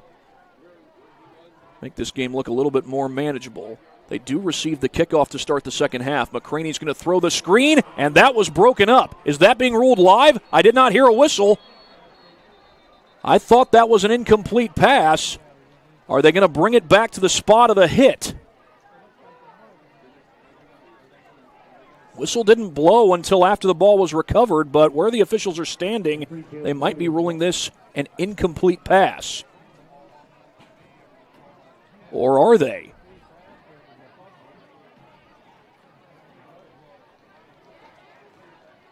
That was Doty who was the intended receiver. Did he have this long enough for it to be a catch and a fumble? I didn't think so. Yeah, I still don't think so. I think the hit came too quick. I don't think he took enough steps. But they are calling this a fumble, it looks like, and a recovery by New Haven. But Harden's tripped up for no gain. Woodson finished him off.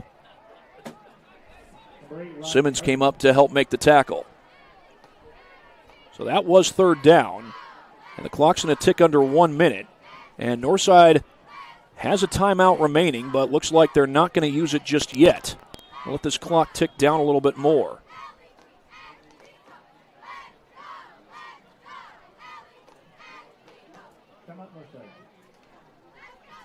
Northside has called a timeout. So that leaves 49 seconds on the clock. Northside knows they're going to get this ball back, and they may have time to run 2 plays and throw to the end zone, perhaps, you would think. I'll be right back after this 30-second break here on SummitCitySports.com. Between O&E, Orthopedics Northeast, and Parkview Sports Medicine is unique because our team is taking care of the athlete in their own environment on the field. O&E is the other end of our treatment when someone actually does have an injury that requires a specialist care. We have athletic trainers, we have the physical therapists, and everyone's important. Everyone has a role to play because our goal is the same. We're just trying to get these athletes back to doing what they love to do. 28-0 in favor of Northside. They just used their last timeout of the half. Of course, you get 3 timeouts to start the second half. It's going to be New Haven ball to start the second half.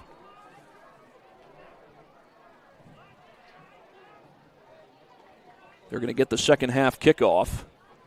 That's a short punt. And that goes out of bounds. Well, that couldn't have gone much better for Northside.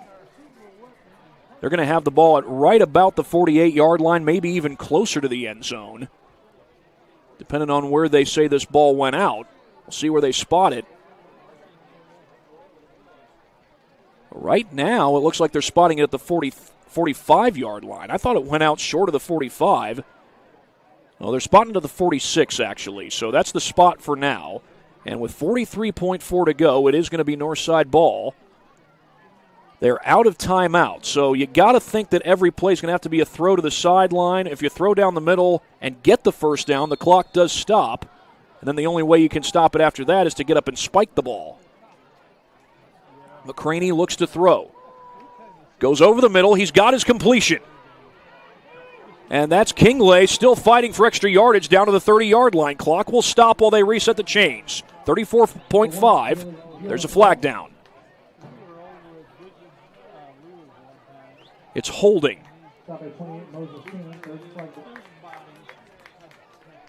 So the first down is not going to count. But penalties have really been a bugaboo for Northside in this game. However, they do lead at 28-0. They've had a few plays that had a wide open receiver or really good run that got called back because of a penalty, that time because of holding. This ball's going to come back to the 36-yard line in Northside territory. So now Northside's going to have to go even farther. They got the play down the middle that they wanted, but because of the penalty, it doesn't count and the clock runs. 30 seconds. Sanders looks to throw. In trouble. Sanders going to take off. He fires it downfield. Oh, he's got a man down there. It's caught. It's Kingley still on his feet. Inside the 5 and in. Touchdown. Caleb Kingley with 15 seconds on the clock.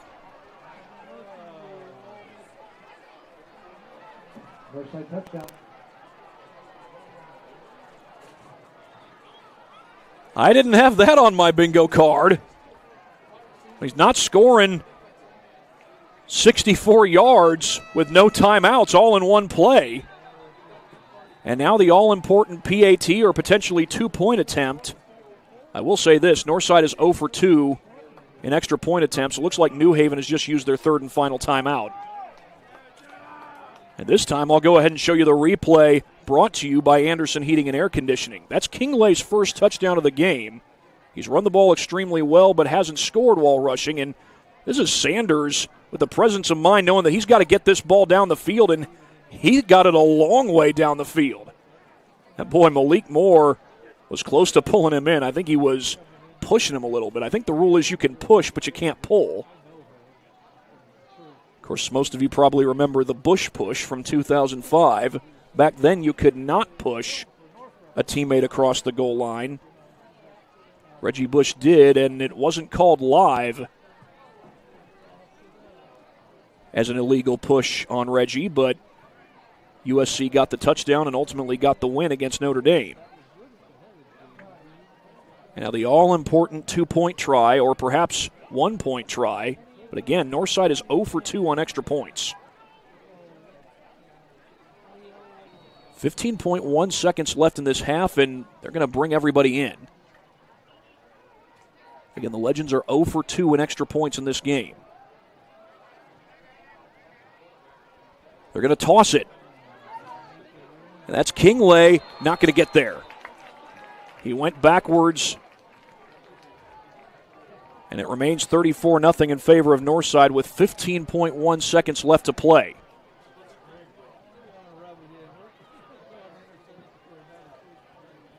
As creative as that play call was, New Haven was ready for it. But again, they are down 34-0. Here's another look at the replay. Brandon Sanders, the improvisation, and normally you might think take off and run with the football, but with no timeouts, Sanders knew he had to get rid of that thing. And it looks to me like Malik Moore is doing everything he can to make sure he doesn't push Caleb Kingley, or doesn't pull Caleb Kingley. He might have pushed him a little bit, trying to make sure he did everything to not pull him across. And Caleb Kingley has the touchdown reception, his first TD of the game, and I must have seen something differently because right now the score from Snyder is showing 32-0 in favor of East Noble. 32-7 in favor of East Noble. Well, we know they can play football out there in Noble County. Been playing at a high level for a long time. Here's the return. And a hard run out across the 30-yard line. Moses Simmons on the return. There's still 10.6 seconds left. New Haven does not have any timeouts. So if they're going to throw the ball here, it would have to be to the sideline. First down does stop the clock, but again, no timeouts.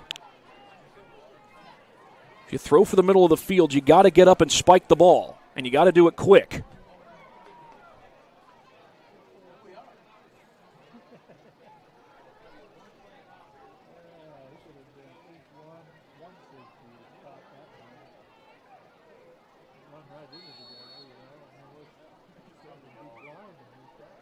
We'll see if New Haven does run a play. The way they're lined up, they're not going to.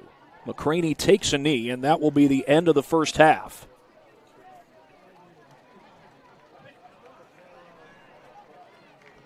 A 34-0 lead for Northside as we end the first half and get ready for the second half. It will, of course, be a 15-minute halftime. While I've got a chance, I'll go ahead and pay a few bills. It's because of our sponsors that we're able to bring you high school sports here on SummitCitySports.com. That includes the good folks at Jolly Law Firm. Jolly Law Firm is the area's best criminal defense firm, helping defend the accused from the government, whether you're facing an OWI or any other criminal accusation. Jolly Law Firm is your best defense.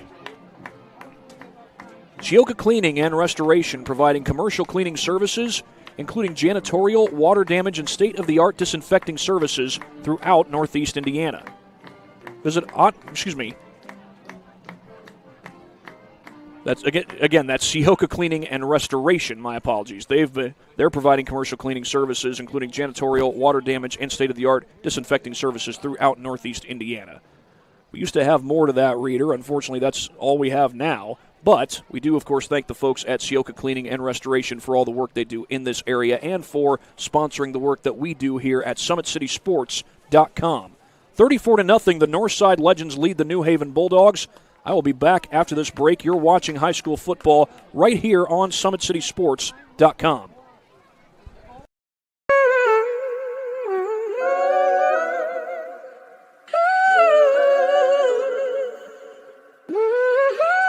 Damn, Kai, you going crazy. Hey, look what I did. I took every loss and then I turned that to a profit. I can't reach my goals with everybody in my pocket. I can't trust the soul, but I know pain, but I can't block it. I can't block it. Hey, look what I did. Hey, they keep hitting me like big bro, let lock in. But we ain't even locked in. We ain't even locked in. Wake Contracting, your trusted choice for complete home renovations. The heart of your home. Dream kitchens and custom bathrooms designed just the way you want them. 5-star reviews and happy customers. That's the Wake Contracting difference. Call 260-444-6081 or visit us online today. Well, it's a 34-0 lead for Northside in favor of New Haven. It's the visitors who are leading by a lot right now, but we'll go ahead and let you get a little listen in to at least some of this band performance from the New Haven band.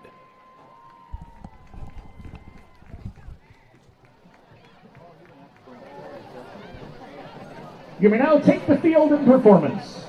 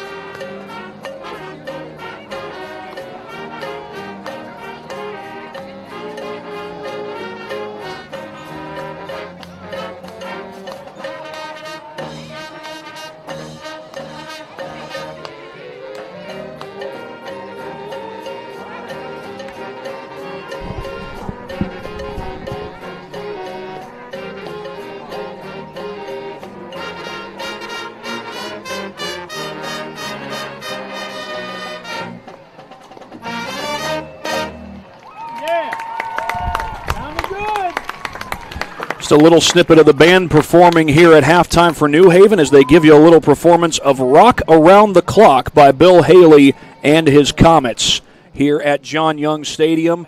Well, it's Northside who's rocking around the clock tonight. They're up 34-0 over the New Haven Bulldogs as we've got 11.5 left to go. Back after this in just a moment.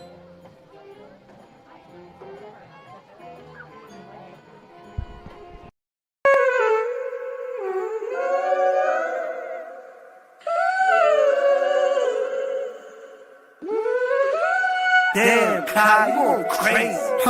Hey, look what I did. I took every loss and then I turned that to a profit. I can't reach my goals, everybody in my pocket. I can't trust the soul, but I know pain, but I can't block it. I can't block it. Hey, look what I did. Hey, they keep hitting me like big bro, let lock in. But we ain't even locked in. We ain't even locked in.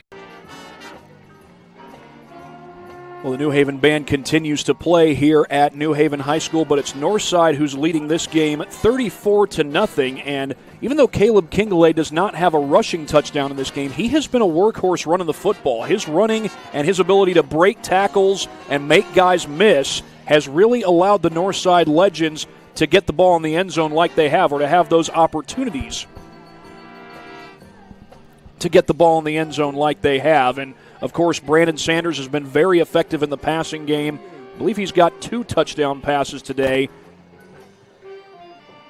And even though the running game has been the bulk of the offense for the Northside Legends, Sanders has been very effective throwing the ball. Got a couple of score updates for you. East Noble is leading by a score of 32-7 at halftime over Snyder. That's the official opening of Russ Isaacs Stadium, or at least it's the official varsity football opening of Russ Isaacs Stadium on the campus of Snyder High School. And yes, the score remains 32-7. They are still at halftime. See if I can get an update from Andrean versus Lures. I got one. It's Andrean leading 19-7 over Bishop Lures. Meanwhile, Decatur Central having their way with the Wayne Generals. Decatur Central has a 27-6 lead over there at Wayne Stadium. And you got Bluffton and Churubusco taking place as well, and that is all Bluffton. 40-0 is the score over there in Busco, over there in Turtletown, I should say. If there's a Turtletown USA out there, or if there isn't already a Turtletown USA out there outside the state of Indiana, I think Churubusco, Indiana can claim that title. They have the turtle race every single year. Be right back after this break and then get you some highlights from this game that we have witnessed so far today. You're watching high school football here on SummitCitySports.com. Welcome to the Summit City, home to the 260's dedicated high school athletes and fans. Each victory and celebration captured by our cameras. Treasure the highlights from the Summit Athletic Conference this season, or complete games live or on demand. After all, nobody's more proud to call Fort Wayne home than SummitCitySports.com. I started playing football when I was 4 years old in the Cub Football League at Leo. My freshman year of high school, I really started to notice that there was something different about how I played compared to what some other people were playing like. So then I started to develop more. I started to see the results, and then being able to go to Iowa was a big opportunity for me. Being able to train here with PSM has really given me an edge over my competitors. Working on my speed, that's the name of the game nowadays, is who's the fastest guy on the field. Being able to put my body in different positions to allow me to be in the best position during the game is so important, to not take those days off and just get into a place like PSM where they have flexible hours and it's good for college athletes to come in and just train. The athletes has always been here, and they're getting better. I'm watching, Summit City Sports, man, they're doing an awesome job. And, that's a plug. Them dudes are doing an outstanding job. And I'm able to be in Nashville and watch games on YouTube that they're broadcasting, and I'm seeing the talent. And it is just truly outstanding. And, you guys have seen the talent that's in the NFL now from Fort Wayne, Indiana, the talent that's coming up now, and the talent that, is just here, man. It's really cool. Developed for athletes of all sports, PSM's Edge training program is a personalized, high-intensity experience designed to help you outperform the competition. Whether you're looking to enhance your speed, strength, power, agility, or overall fitness, our expert training staff will build a program that adapts to your schedule while maximizing your overall performance. Now accepting athletes 12 years old and up. Get started today. Schedule your free evaluation at psmsports.com/edge. At PSM Sports Therapy, recovery is more than getting you back to your sport. It's about building a stronger version of you. Our team of experts uses state-of-the-art technology to build personalized care plans that get you healthy and back in action safely. With no physician order needed, contact us directly to receive top-quality care exactly when you need it. Call 260-266-4007.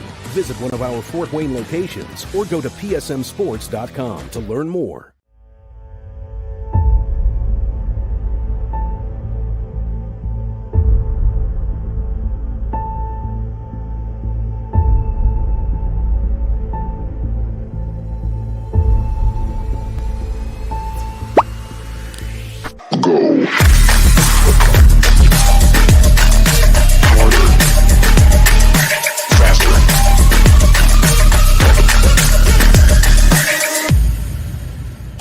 Here, every athlete is one of one. Every day is an opportunity to improve, to become faster, stronger, healthier. That's our commitment. With elite training and expert care, we transform athletes by pushing through challenges and sharing every victory. PSN, you've got goals. We help you get there. Learn more at psmsports.com. Anderson Heating and Air, locally owned and operated with over 50 years of experience. Call us today and get a free quote on a brand new furnace and AC, financed and available. Don't wait. Call us today and sign up for a maintenance agreement and stay cool. Our maintenance agreements will ensure that you're first in line if you have an emergency, and we'll send one of our service techs out for cleanings twice a year. Call us at 557-0958 or request an appointment on our website. Call Anderson Heating and Air, where your emergency is our emergency.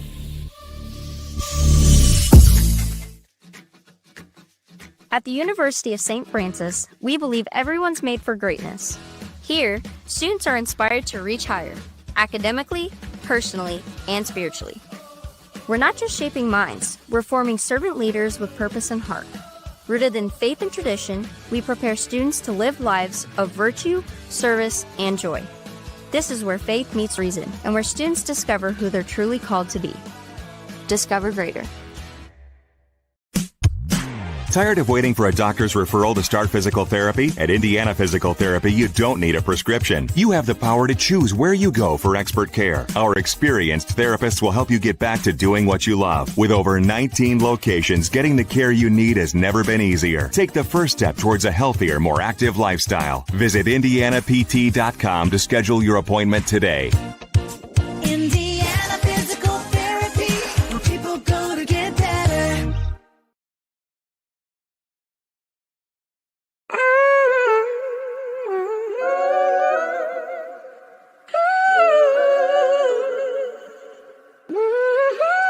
Damn, Kai, you going crazy. Huh. Hey, look what I did. I took every loss and then I turned that to a profit. I can't reach my goals with everybody in my pocket. I can't trust the soul, but I know pain, but I can't block it. I can't block it. Hey, look what I did. Hey, they keep hitting me like big bro, let's lock in. But we ain't even locked in. We ain't even locked in. Wake Contracting, your trusted choice for complete home renovations. The heart of your home. Dream kitchens and custom bathrooms designed just the way you want them. 5-star reviews and happy customers. That's the Wake Contracting difference. Call 260-444-6081 or visit us online today. Partnership between O&E, Orthopedics Northeast, and Parkview Sports Medicine is unique because our team is taking care of the athlete in their own environment on the field. O&E is the other end of our treatment when someone actually does have an injury that requires a specialist care. We have athletic trainers, we have the physical therapists, and everyone's important. Everyone has a role to play because our goal's the same. We're just trying to get these athletes back to doing what they love to do.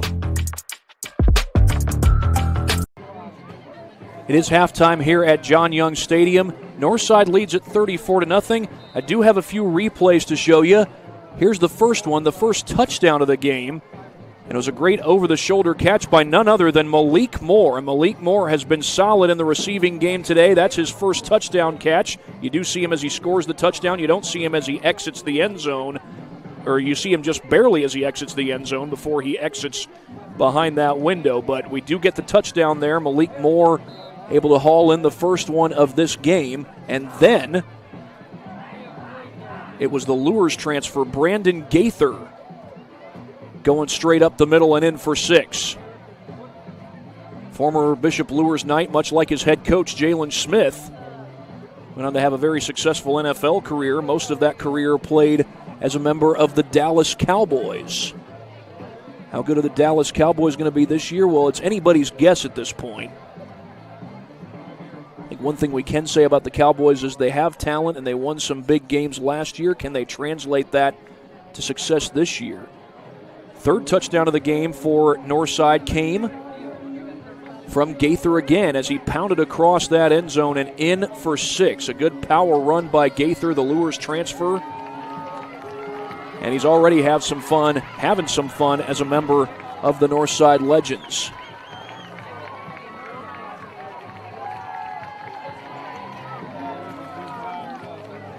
Another look at the fourth touchdown scored by Northside in this ball game. This was Omarion Waits with a straight dive, a fullback dive. Waits lining up as the up man, much like Fridge Perry back in the day with the Chicago Bears. And then the most recent touchdown of our game, longest play of the game, I might add, 64-yard touchdown. Brandon Gaither, check that, Brandon Sanders connects with Caleb Kingley down the field. Kingley has not scored a rushing touchdown in this game, but he does get his first receiving touchdown on Northside's final play from scrimmage there in quarter number 2. And in the meantime, we are back in just a moment. You're watching high school football on SummitCitySports.com. Welcome to the Summit City, home to the 260s dedicated high school athletes and fans. Each victory and celebration captured by our cameras. Treasure the highlights from the Summit Athletic Conference this season, or complete games live or on demand. After all, nobody's more proud to call Fort Wayne home than SummitCitySports.com. I started playing football when I was 4 years old in the Cub Football League at Leo. My freshman year of high school, I really started to notice that there was something different about how I played compared to what some other people were playing like. So then I started to develop more. I started to see the results, and then being able to go to Iowa was a big opportunity for me. Being able to train here at PSM has really given me an edge over my competitors. Working on my speed, and that's the name of the game nowadays, is who's the fastest guy on the field. Being able to put my body in different positions to allow me to be in the best position during the game is so important to not take those days off and just get into a place like PSM where they have flexible hours, and it's good for college athletes to come in and just train. The athletes has always been here, and they're getting better. I'm watching, Summit City Sports, man, they're doing an awesome job. And, that's a plug. Them dudes are doing an outstanding job. And I'm able to be in Nashville and watch games on YouTube that they're broadcasting, and I'm seeing the talent. And it is just truly outstanding. And, you guys have seen the talent that's in the NFL now from Fort Wayne, Indiana, the talent that's coming up now, and the talent that, is just here, man. It's really cool. Develop for 34-0 in favor of the Northside Legends. The kids are going through their extended warm-up right now. Actually, it looks like they've just finished their extended warm-up. And we've got 34 seconds left until the New Haven Bulldogs receive the second half kickoff. They are down, of course, 34-0. They'll put 12 minutes on the clock. And we will get the second half underway in just a matter of moments.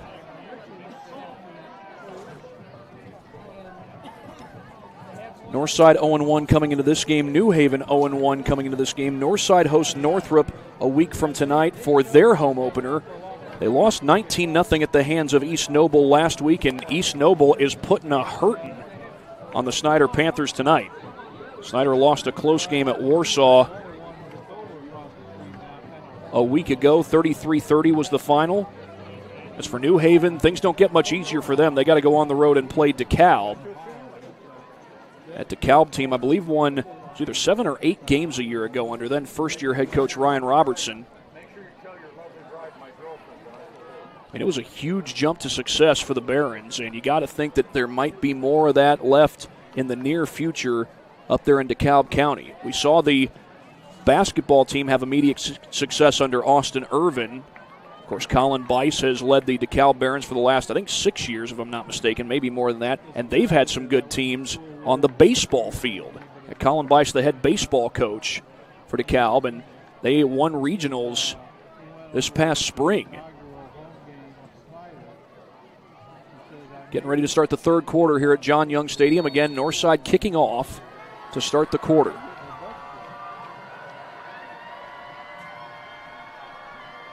Second half is underway. It's a returnable kick taken from about the 11-yard line. Doty takes the hit. Check that. It was Abercrombie who took the hit. Was that Woodson? Get another look at that one. And our replays are brought to you by the folks at Anderson Heating and Air Conditioning.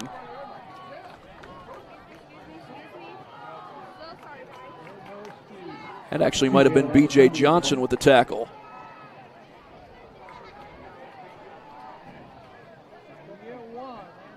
Well, in the meantime, New Haven's going to start this drive from the 25-yard line. Almost amazing to think that after a hit like that, you start from your own 25. But that is where the Bulldogs will start this drive. McCraney will go under center. and no room to run. That is Woodson. Leslie Woodson just blew that up, got a little help from his friends. We get a flag down. Jamari Simmons in on the tackle as well, along with Ben Davis. Waits is pleading his case. It's a personal foul on Northside. Jalen Abercrombie with the ball, stop by number 2. Get another look at it.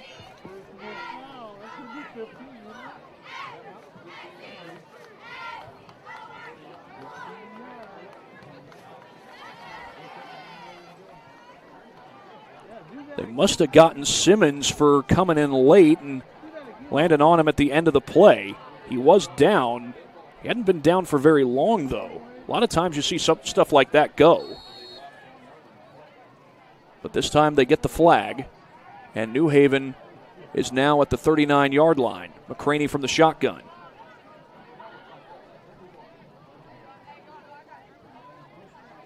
Trey Walker in motion. And straight up the middle goes Harden. And Harden takes it across midfield for a New Haven first down. Number 8, Rodney Harden with the ball. Stop at number 25, Logan Knight. And that plays good for a Yeoman's Auto first down. First drive of the half for New Haven, and they're into Northside territory in 2 plays, set up at the 48. McCraney operating out of the shotgun. Sutton Yorko subs onto the field for Northside.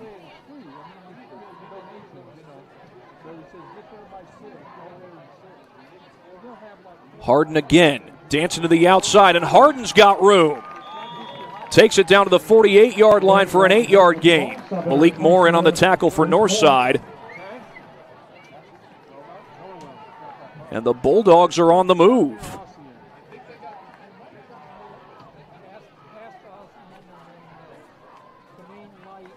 It looked as though they were stopped for a loss on the first play, but the unnecessary roughness penalty on Simmons gives the Bulldogs a free 15. You get a first down on the next play, and they're 2 yards away from one after the most recent play. But this time Harden goes backwards, and now some chippiness.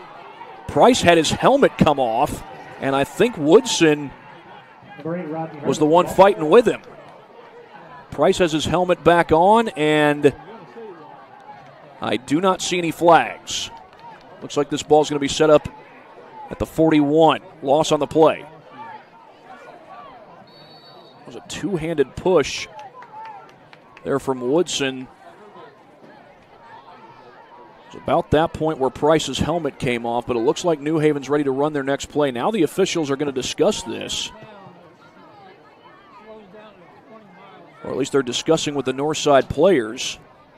And we'll see if there's anything extra as to what just happened.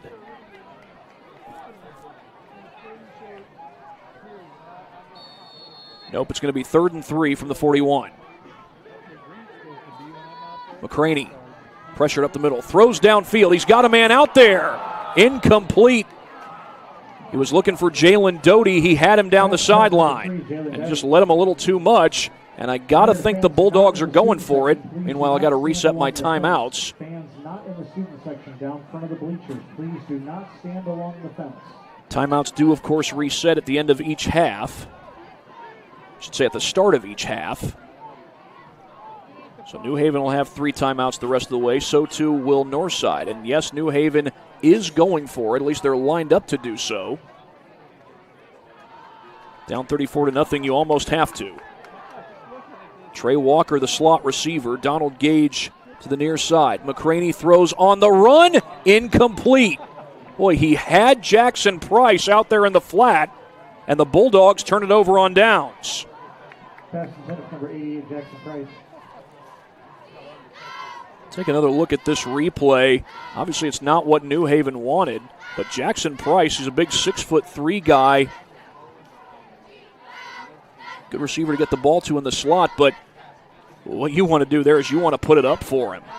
Give the big man a chance to go up and make a play with his hands. Instead, the throw was low. And incomplete, and Northside takes over from their own 41-yard line. Another look at the play 2 plays before that, where there certainly could have been an unnecessary roughness. Well, Price went at Woodson's shoulder pads. Looked like Woodson, he threw 2 hands at him. One went to the helmet, it looked like. But again, everybody's still in the game at this point. Delayed handoff. And that's Gaither going for a loss on the play. Bulldog defense stands strong that time. Looked like Jayon Thomas was one of the big men in there as well. Jayon Thomas at 6'4". We're a ways away from basketball season, but Jayon Thomas showed a lot of promise on the hardwood this past winter. If I'm not mistaken, Dalen Jackson, Marqualan Johnson, and DeMarcus Wright have all graduated from New Haven. That's 3 of their big guys. They still have Lavelle Ledbetter. But I got to think you'll see increased minutes from Jayon. And another negative play for the Bulldog defense. Lavelle Ledbetter with the tackle. And it's going to be 3rd and 16 for Northside. They got the stop that they wanted, but now they're going backwards.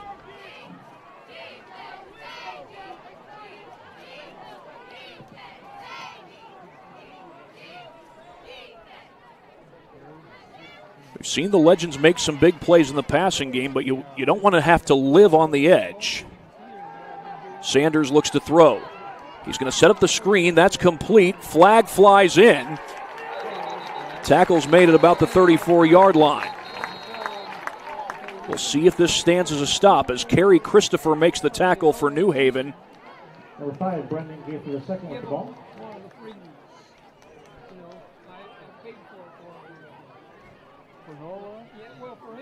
No foul on the play.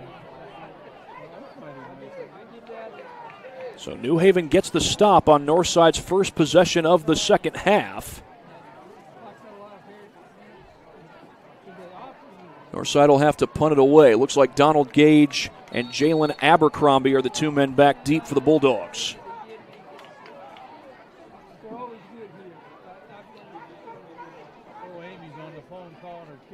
Bit of a high snap. It is fielded by Abercrombie as he rides a tackler out across the 40-yard line. Jernard Moore made the tackle for Northside, but New Haven will take over again with good field position. See if I can check in on some of the scores around the area.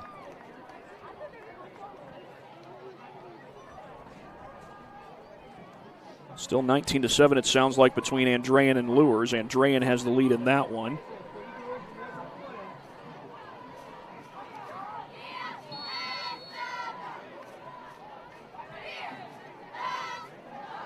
Looks like East Noble's still up big on the Snyder Panthers. Get an update on that one in just a moment. As that ball is carried for a loss of 2 by Rodney Harden. Rodney Harden with the ball. Make it a loss of 1 as he goes down back at the 41-yard line.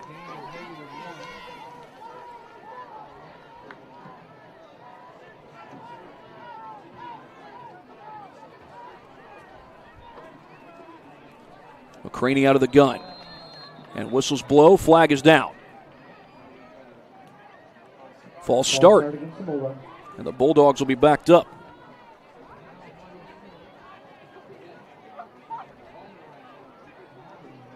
Still 32-7 in favor of East Noble as they lead Snyder. And it looks like Andrean and Lures are at a break. 3rd down and 16. Make that 2nd down and 16. Only 1 play run so far this drive.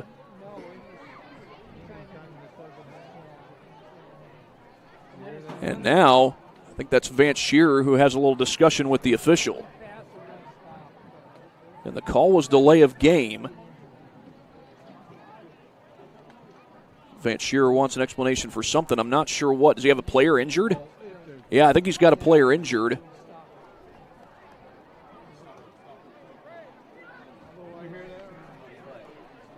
Well, yep, he's got a player injured. They're going to get number 34, Aiden Hoffer, into the ball game.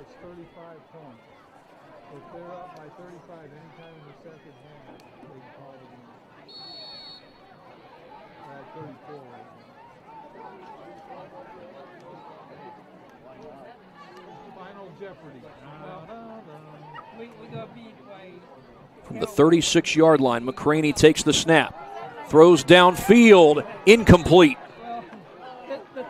Looking for Jackson Price. Number 88, Jackson Price. There were 3 legends around him. It wasn't a super tight window. There are tighter windows when it comes to coverage from the secondary, but still not an easy window to fit the football in. And now it's going to be 3rd and 16.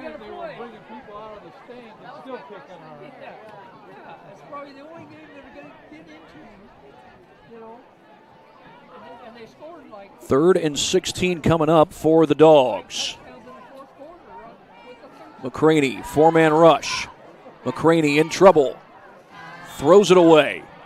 He was outside the pocket, so I don't think that's going to be intentional grounding. I don't see a flag, but it will be 4th down. 4th and 16, so New Haven's going to have to punt it away to the Legends.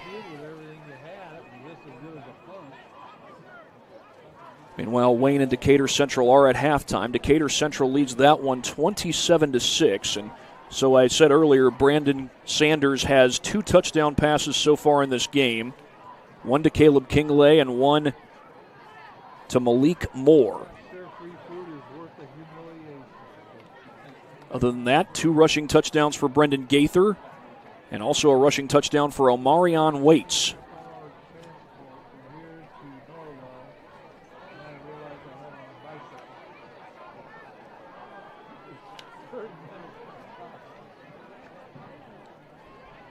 Northside will bring some pressure. That's a short punt.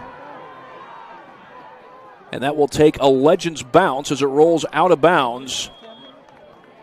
Check that, it was down at the 46-yard line. 6:51 left to go in this 3rd quarter. And while we are waiting for this change of possession, I will get you one more word from our sponsors at Parkview Sports Medicine. Sponsors such as Parkview Sports Medicine allow us to do all the games that we do here on SummitCitySports.com. When an injury is keeping you from the sports you love, PSM Sports Therapy is here to help you move forward. With no referral required, go to PSMSports.com to learn more. PSM Sports Therapy, we know athletes. Northside has broken huddle. They're up 34-0. 2nd possession. And I do see a fire truck driving away. He's got his lights flashing, so he must have had something pretty serious. Whether it's a fan or a player having to go to the hospital. Certainly hope everything's all right, and if it isn't, hopefully everything turns out all right. Toss to the outside as Gaither can't get the edge. Number 5, Brendan Gaither, the second with the ball. Brendan Gaither loses a yard, and that's become commonplace here in the second half for the Legends. Looked like Zeke Smith, Moses Simmons and Jayon Thomas were there to help track him down. Zeke Smith plays for Northside.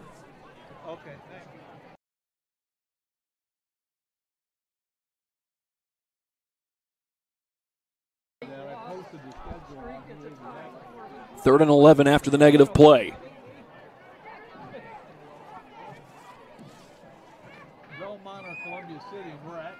Screen to the far side. That's Moore. Moore going to get back the yardage lost and then some, and Moore goes out of bounds. And that looked like Jeremiah Crusoe who threw the pass.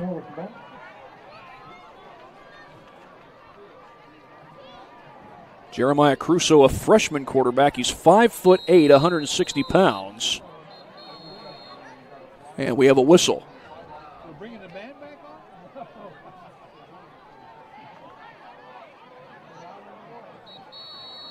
Another whistle.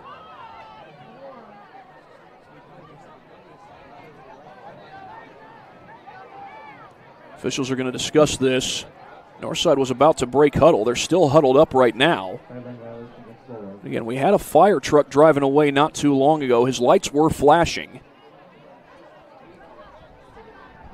He was here in the parking lot.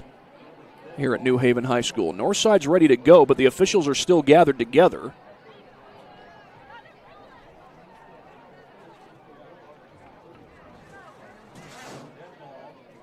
Dead ball, unsportsmanlike conduct from the New Haven sideline. So this is going to be walked off an extra 15 yards.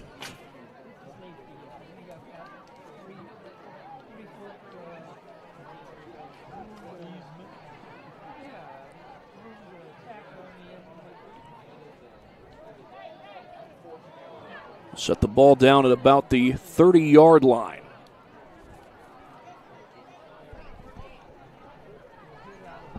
And I think that's Crusoe still in the ball game for the Legends.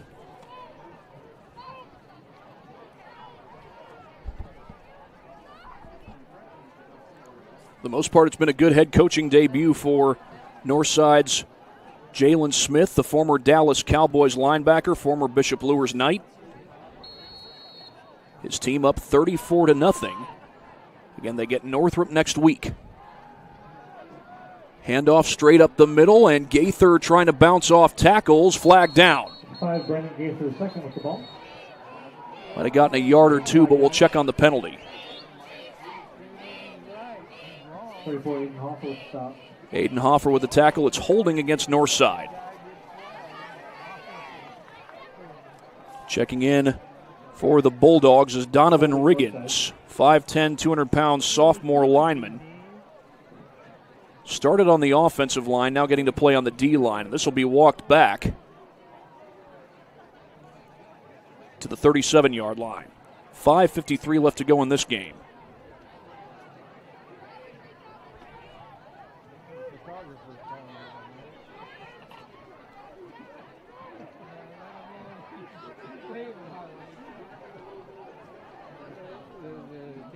And now everybody's gathering together.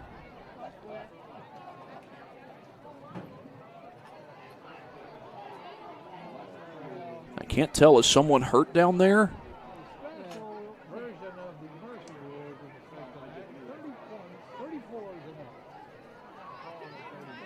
Oh, now they've separated.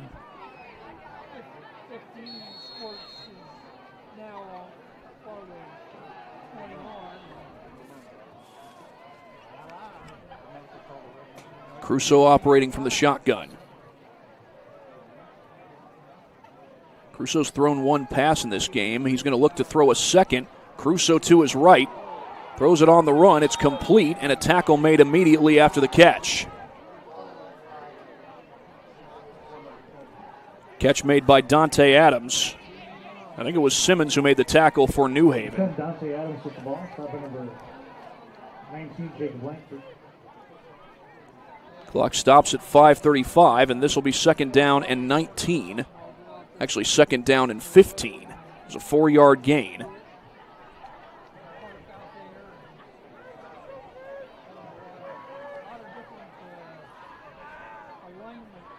Crusoe to throw. It's a screen, and that's Dante Adams wrestled down at about the 33. No gain on the play. Donald Gage Jr. in on the tackle for New Haven, and clock will tick down towards 5 minutes. But it's 3rd and 15 for the Legends.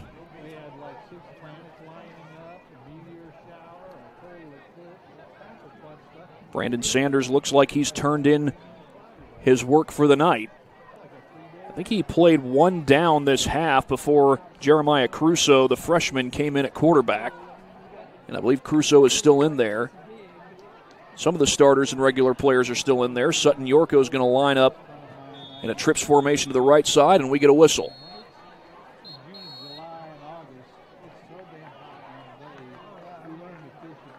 Timeout called by Northside. While they take a timeout, we will take a break right along with them. You're watching high school football here on SummitCitySports.com. Contracting, your trusted choice for complete home renovations. The heart of your home. Dream kitchens and custom bathrooms designed just the way you want them. 5-star reviews and happy customers. That's the Wake Contracting difference. Call 260-444-6081 or visit us online today.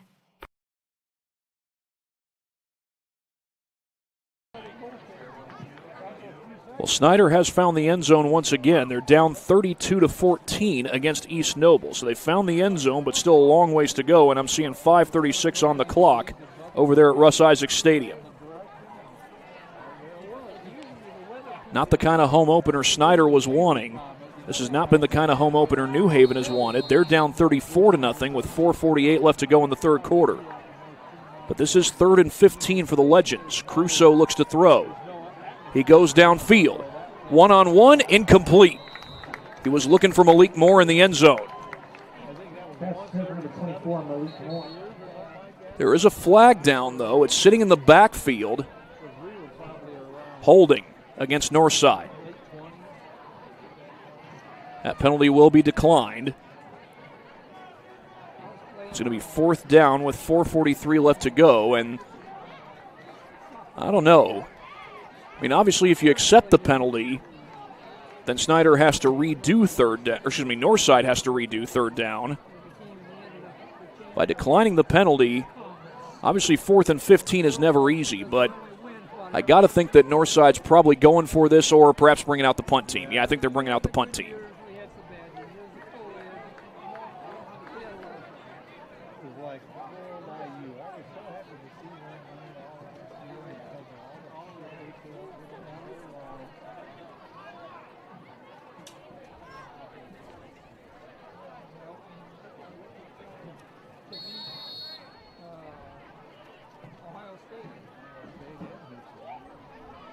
Malik Moore will punt for the Legends.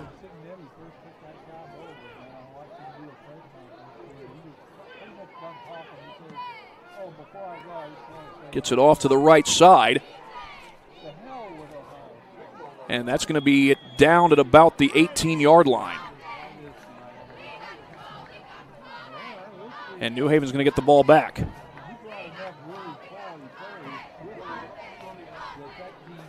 .433 left to go here in quarter number 3. New Haven takes over.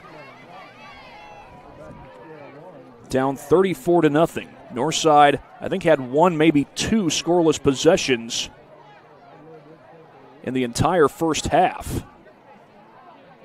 But Northside has been held scoreless on 2 possessions here in the second half so far. This is New Haven's 3rd possession.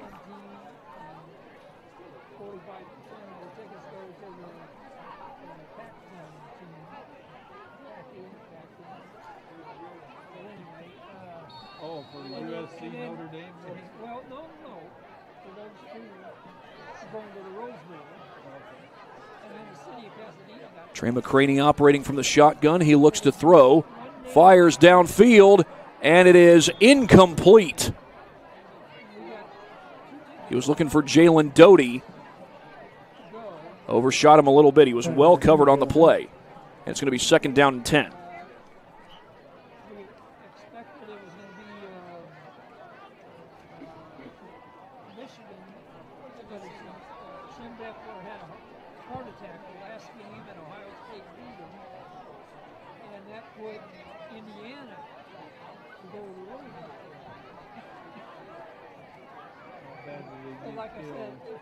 Snap to McCraney. He'll hand it off. And not much doing there for Harden. He's gang tackled by the Legends out across the 15-yard line. It's going to be a loss on, check that, he gets it to the 20.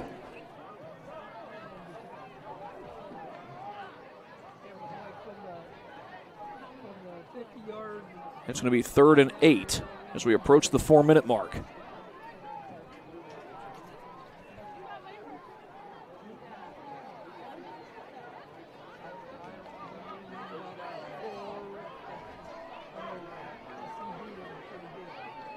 Northside still getting guys lined up. McCraney throws the screen. It's complete. A little bit behind Price, but he's able to gain some ground after the catch.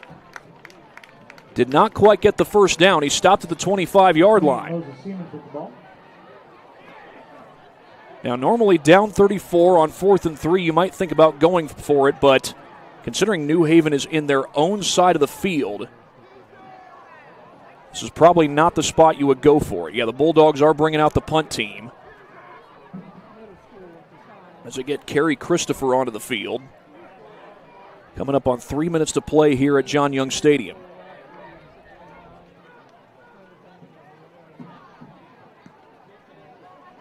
Angled a little bit to the right side.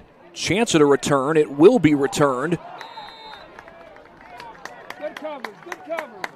Looked like Williams on the return there. He's stopped at about the 35-yard line, and that is where Northside will take over. Last two drives, the Legends have used Jeremiah Crusoe, the freshman, at quarterback. And it looked as though Brandon Sanders' night is done. We'll see if that's the case. It looks like Crusoe's back out there. I think it was Sam Bam Cunningham.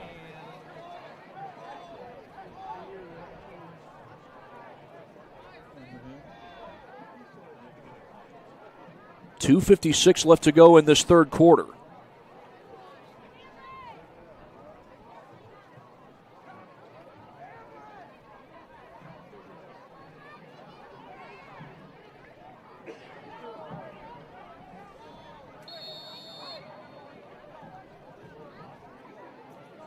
Crusoe operates out of the shotgun. Adams in motion. It'll be a straight handoff and a lot of room to run. Marcus Williams out across the 40-yard line. Check that, it's Gaither, Brandon Gaither. Stop at number 19, Jacob Langford. Jacob Langford with the tackle, and it'll be 1st and 10 for Northside. I think that's just their second first down this second half. Amazing to think, since they've basically been dominating this game ever since the first drive.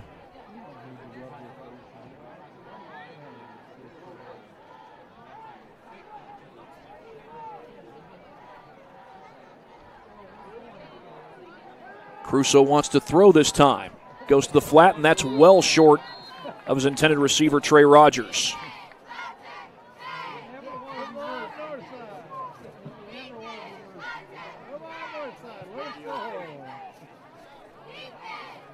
.227 left to play. This will be 2nd down and 10.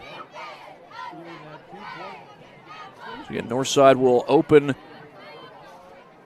the home slate next week as they take on the Northrop Bruins. Played on the road 2 weeks in a row at East Noble last week and at New Haven this week. This will be a false start against the Legends. You can see the left side of the line moved, and Northside's going to move backwards.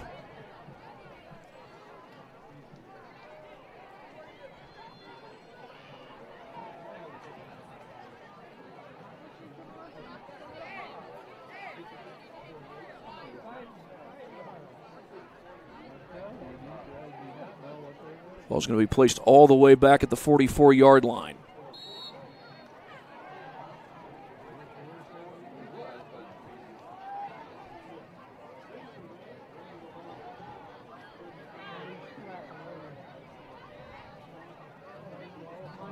Handoff off the left side. That's Desmond Clark, the sophomore, getting the carry, and it's a short gain as he gets to about the 42-yard line. Another 3rd and long coming up for Northside. Stop by 56, Donovan Riggins. Donovan Riggins with the tackle. Riggins a sophomore. Northside has taken the ball down inside taken the clock down inside 2 minutes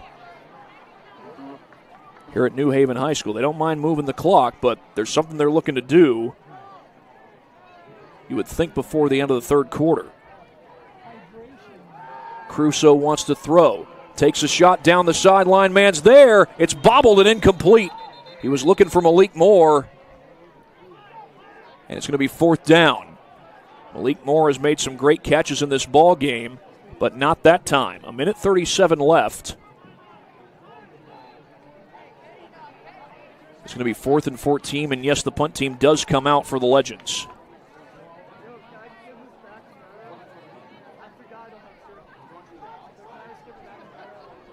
Passing center for 24, Malik Moore. And Malik Moore will line up in punt formation for Northside. We'll check in on some scores around the area here in just a minute. It's now 33-6 in favor of Decatur Central. They lead Wayne. Low snap, it's going to bounce. Moore picks it up. He's going to run with it. Trying to get to the sideline. Gets across midfield. He's still got a long way to go for the first down. He's going to come up short of it. But that was a long run on a bobbled punt on 4th and 14. Ultimately, I think he ran 10 yards.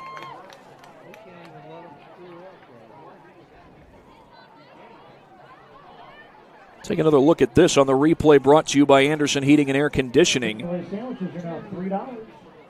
Well, Moore had an option. He could punt it away. He tried to avoid a blocked punt, but it looked as though Bailey Worthington was far enough away from him. He could have gotten a punt off. Instead, he takes off and gets what he can. Ultimately, he's short of the first down. And New Haven takes over at their own 32-yard line. 1:26 left in the third quarter.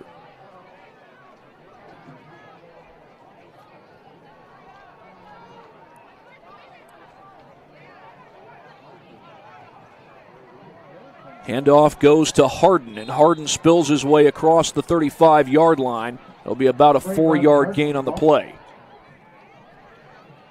Rodney Harden's been the most used back in this game for New Haven.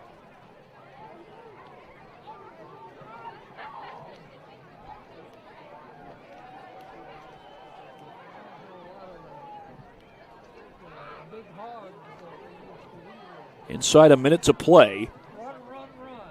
It's 13 seconds on the play clock. Handoff to Harden. Takes it off the left side and nowhere to go. He's stopped at the line of scrimmage. It looked like Jannard Moore was one of the men in on the tackle for the Legends. New Haven will have to run one more play before the end of the third quarter. There's about 6 more seconds left on the game clock than what there is on the play clock. 21 seconds as McCraney will operate from the gun. He takes the snap, throws the slant, and it's broken up.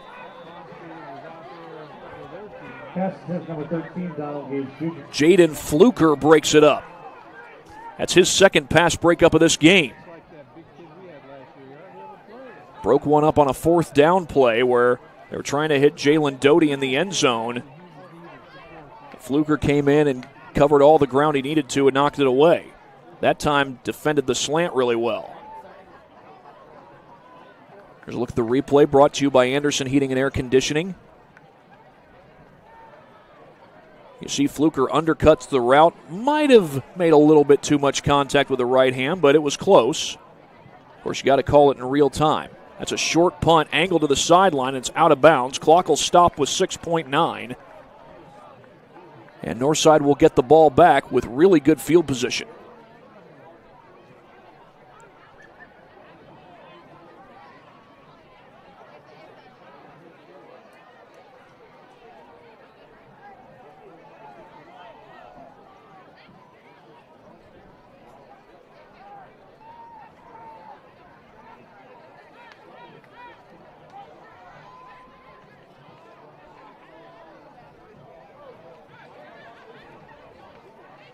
.9 seconds. You would think this will be the final play of the third quarter. It will be a run play. Gaither hogtied in the backfield. Aiden Hoffer with the tackle, and that will close out the third. 34-0 in favor of Northside as we go to the third. Back after this here on SummitCitySports.com.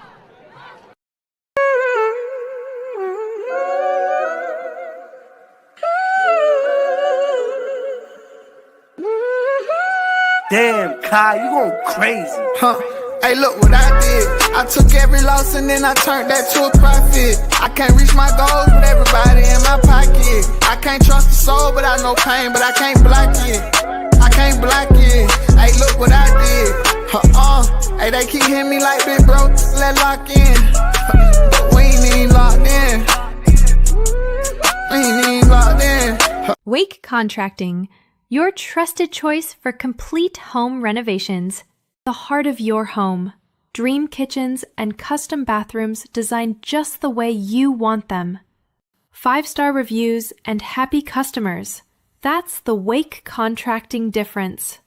Call 260-444-6081 or visit us online today. We go to the fourth quarter. Northside had scored in each of the first two quarters, but they did not score at all in the third. New Haven also unable to find the end zone, but Northside will have a 2nd down and 12 as we begin the fourth.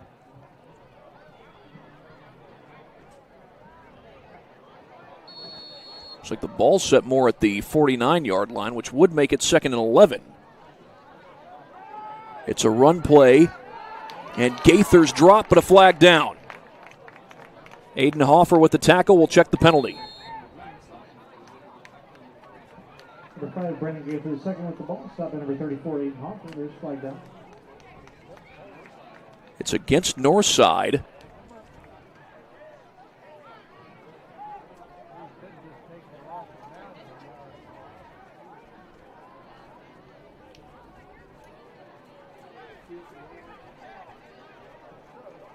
They're going to get a holding call, so Northside will be marked all the way back to the 37, maybe the 38-yard line. 11:54 left to go here at John Young Stadium. It's been all Legends, but a scoreless second half for Northside so far.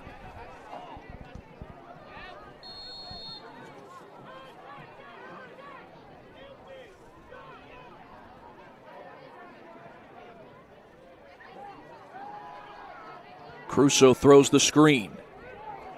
That's Malik Moore on the far side. Did the ball pop out? Well, it went out of bounds if it did. So it's still going to be Northside ball. Malik Moore having a great day in the receiving game. Has a touchdown catch as well as a 2-point conversion reception. 11:41 left to go. This will be 3rd and 19.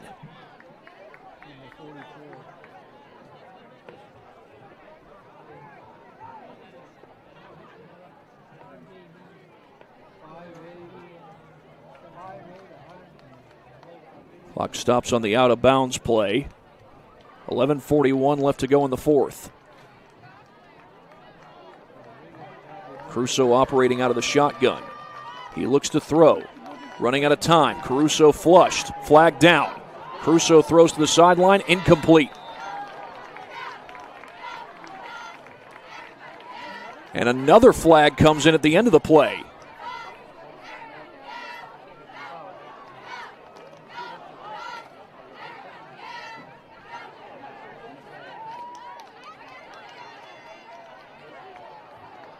Looks like there's fouls on both teams. Got holding on Northside. A personal foul on New Haven, roughing the passer. Those fouls will offset, so they're going to redo 3rd down. Going to be 3rd and 18.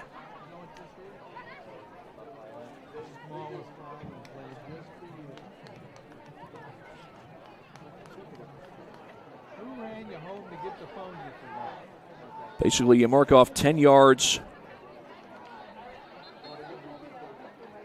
for the holding penalty and then 15 for the roughing the passer. Now, check that. They are genuinely going to offset as they move the ball up to about the 42-yard line. Well, you know what? I looked at my timepiece when you said that, and it was 2 minutes. Check on some scores from around the area. Snyder was down by a lot against East Noble. They were down 32-14 when I last checked that score. Snyder's going to host Bishop Luers next Friday. Home opener at Russ Isaac Stadium has not quite gone the way the Snyder faithful would have wanted it to. As Crusoe looks to throw, he throws the screen. It's complete. And that's a short gain, not nearly enough for the 1st down. Another flag came in. Desmond Clark with the catch.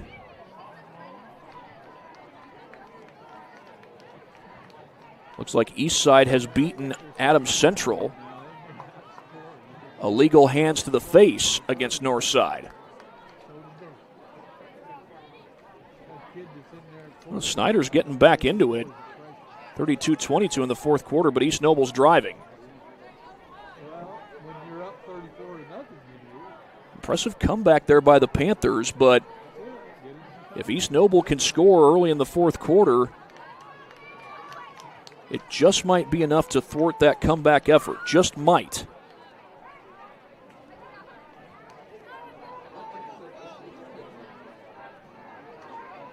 Malik Moore on to punt it away.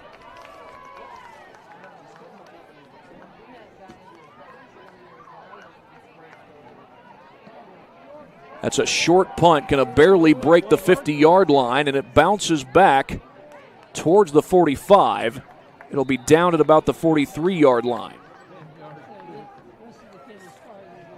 Jamari Simmons was the one who downed it. As East Noble, meanwhile, continues to drive. Snyder had made it a 10-point ball game. It's still a 10-point ball game right now. But East Noble's on the move. Meanwhile, New Haven trying to get something on the board before this game comes to a close. 11-17 left. They've turned it over on downs twice in this game. An interception and a fumble. New Haven fumbled the ball in their first possession, and Malik Moore recovered. 11-17 left to play here in the fourth. Trey McCraney will operate from the gun.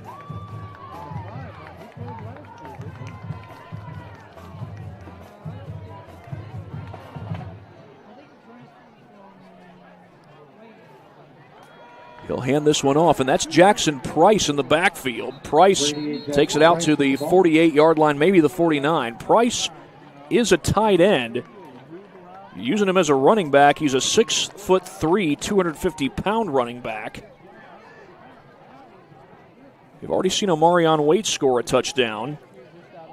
He's 6'3", 273 pounds. So he's got a few pounds on Jackson Price. But Price trying to gain some ground for New Haven. They're down by a lot, though. McCraney did eclipse over 200 yards last week, and he'll hand off to Price again. And this time, not much doing. The Legends are all over him. Landon Woodson, the freshman. Stop by 45, Landon Woodson.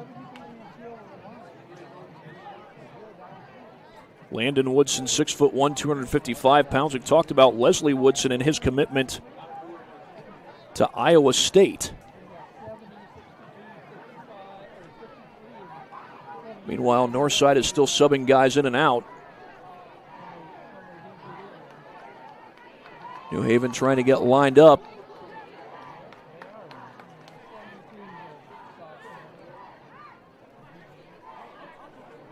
Trey McCraney will operate from the gun, and we get a whistle. Officials timeout, it looks like. Meanwhile, East Noble has just scored a touchdown. So right now it's 38-22. And with the extra point, it's now 39-22. So it's back to a 17-point lead over there for the Bulldogs, or for the Knights, rather. Meanwhile, for these Bulldogs, they are down 34. That pass falls incomplete beyond the reach of Donald Gage Jr. Check that. Trey Walker, the intended receiver, number 18, not number 13. Walker's been used a lot here in this second half, and I think we even saw him in the second quarter, too. Credit to Snyder for fighting back, but East Noble with a response of their own. Meanwhile, here, Northside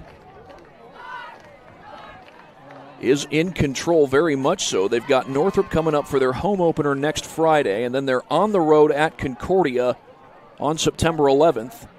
And then on the 18th, they host Bishop Luers. Bulldogs will be punting here. That one was almost blocked. Angled toward the sideline. It takes a Legends bounce and then bounces the other direction. Goes out of bounds at the 21-yard line.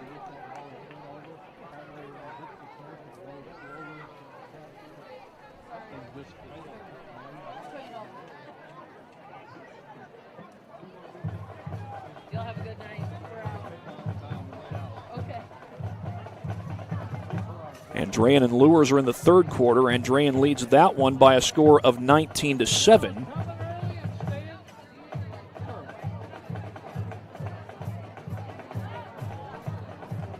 Like Decatur Central still with a big lead over Wayne. Wayne got blown out by Leo, and last I heard Leo was getting blown out by Bishop Chittard out down in Indy. Bishop Chittard has a really good football program. The band continues to play. And I think Crusoe's back out there at quarterback for the Legends. He's going to throw to the far side, and that's well over the head of his intended receiver, James Easley. Sophomore wide receiver, about 5'8". Decatur Central now leads Wayne, meanwhile, 41-6. I will say we've seen Wayne go with the black home uniforms in football a lot more recently. We've gone with the black road uniforms in basketball as well, and I think that's a nice look for the Generals. Unfortunately, down big against Decatur Central, 41-6. Crusoe's going to hand this one off. And room to run across the 30-yard line for the Legends. Did the ball come out? It did. New Haven's got it. It was Clark who ran it and fumbled the ball, and the Bulldogs take over.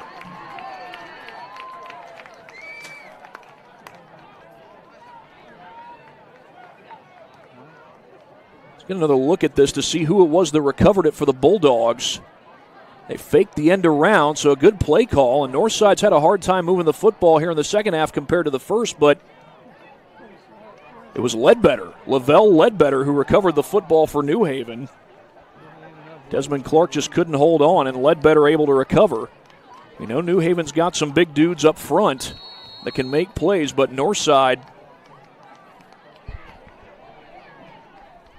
at least in the first half, has been able to stand tall against them. Standing tall in the pocket is McCraney. He goes downfield in the flag.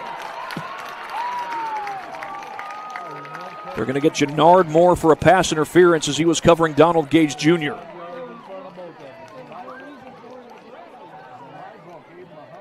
And I'm suddenly curious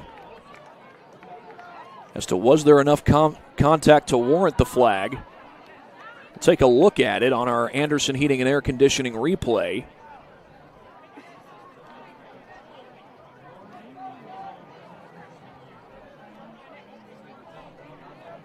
I didn't see what the signal was, but I thought it was going to be a flag for pass interference, but I did not see much there from Moore. Looked like Gage made maybe a little bit more contact, but again, that's just my vantage point from up here. The officials are down on the field, closer to the action. We've got 8:57 left to go here in quarter number 4.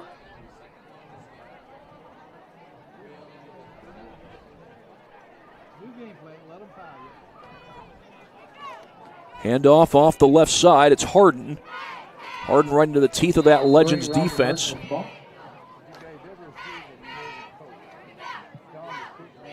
It's down just inside the 15.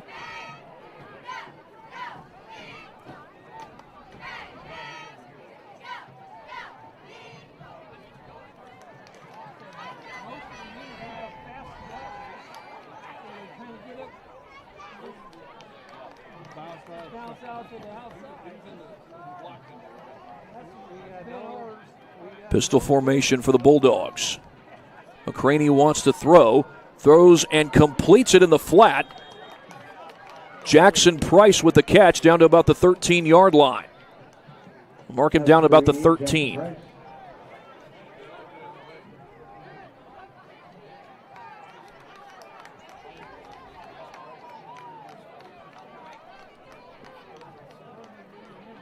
Well, boys, just think, in 6 years, my Russell boys will be in there. Trey McCraney will operate out of the shotgun. Getting the call from the sideline.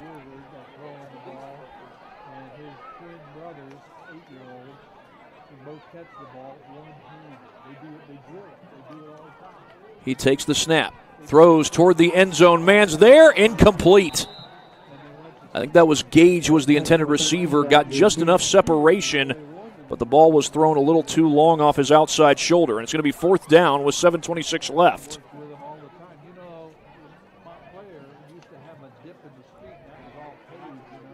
Andrean leading Lures 19-7. That game's still in the third quarter.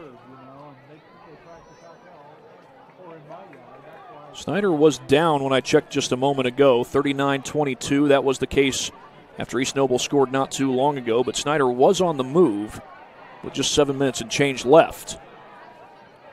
Is there time to come back from 3 scores down? There is, but not easy to do. McCraney throws across the middle, complete. And into the end zone. Looked like the ball came out. It did. Did he cross the goal line first? Does not appear that that's the call, and it's not. It's going back to Northside. I believe that was Abercrombie who had the catch. And we'll get another look at this replay. Did the ball come out before or after it broke the plane of the goal line? The call is fumble and Northside ball. Abercrombie made I think the ball did start to come out at about the 1 yard line. So he was a yard short of the goal line as that ball was knocked free. So Abercrombie did lose possession before the ball came out. Now for Northside, that means they're starting from their own 1 yard line. They want to get to the end zone, they'll have to put together a 99-yard scoring drive. See if we can see on this replay who it was that knocked it out for the Legends. I think Ben Davis was one of the men who came in to help break it up. Got a little help from Christian Licata as well. New Haven's got everybody stacked up on the line of scrimmage. Except, of course, for Abercrombie, and a flag. About a whole second into the play, the flag comes in. False start. So I believe that means New Haven's, or rather Northside's going to be moved back to the 1/2 yard line.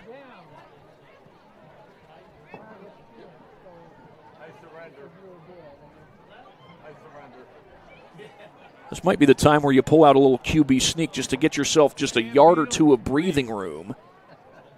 That wasn't the play that Northside was going to run on that first down play. 7:16 left to go here at New Haven. Got to get up in the morning. Can you imagine whining at that age?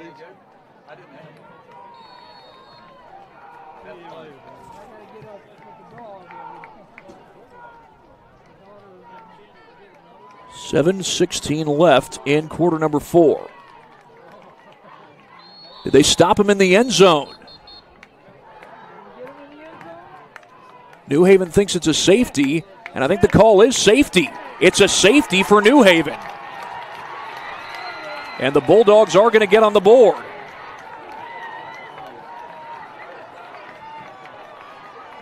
Well, New Haven was held to a safety last week against Heritage. It has happened again here at home against Northside. Now there's still 7:04 left to play.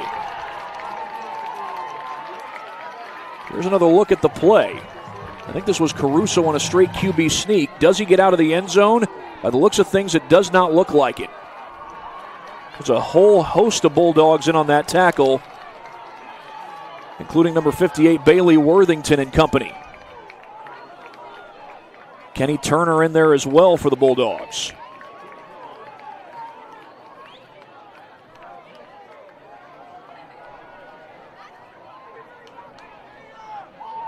So New Haven will not be held scoreless in their home opener.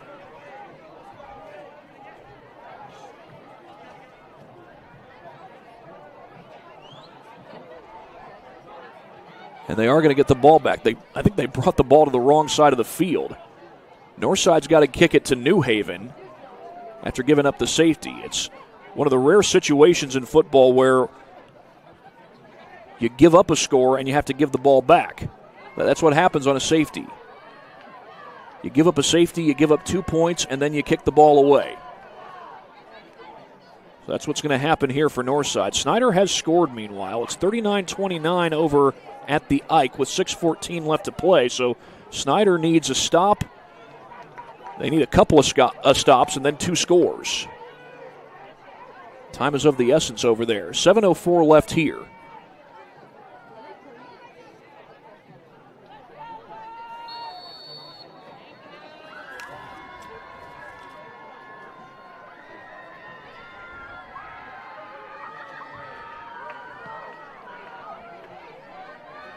Fielded at the 32-yard line. It's Abercrombie out to the 50. And New Haven will take over, and the fans fired up as New Haven gets on the board.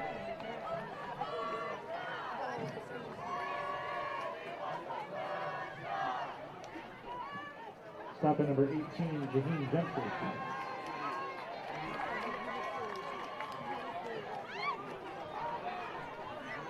And I think it will still be Trey McCraney in at quarterback for the Dogs.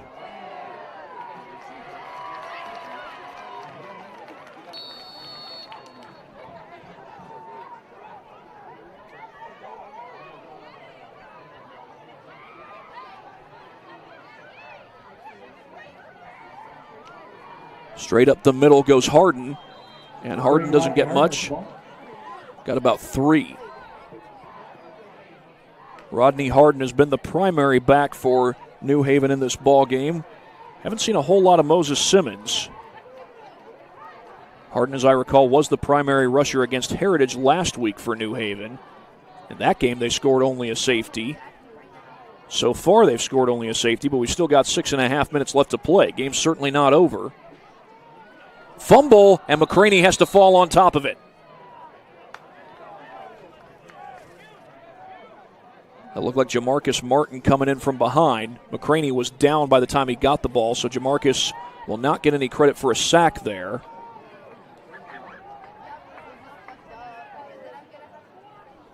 And Drayen and Lures were at a 19-7 score last time I checked on that one. Lures trying to battle back. They got a date with Snyder next week, but Andrayan has scored again, so it's 25-7. McCraney throws a slant, and that is it caught by Gage? It looks like it is. Donald Gage makes the catch at the 46-yard line. And it's going to be 4th and 6. Looks more like 4th and 7 based on where the down marker is. And meanwhile, we've got a shoe being tied, I think. Clock stops at 5:35. Don't want anybody tripping over their own laces out there.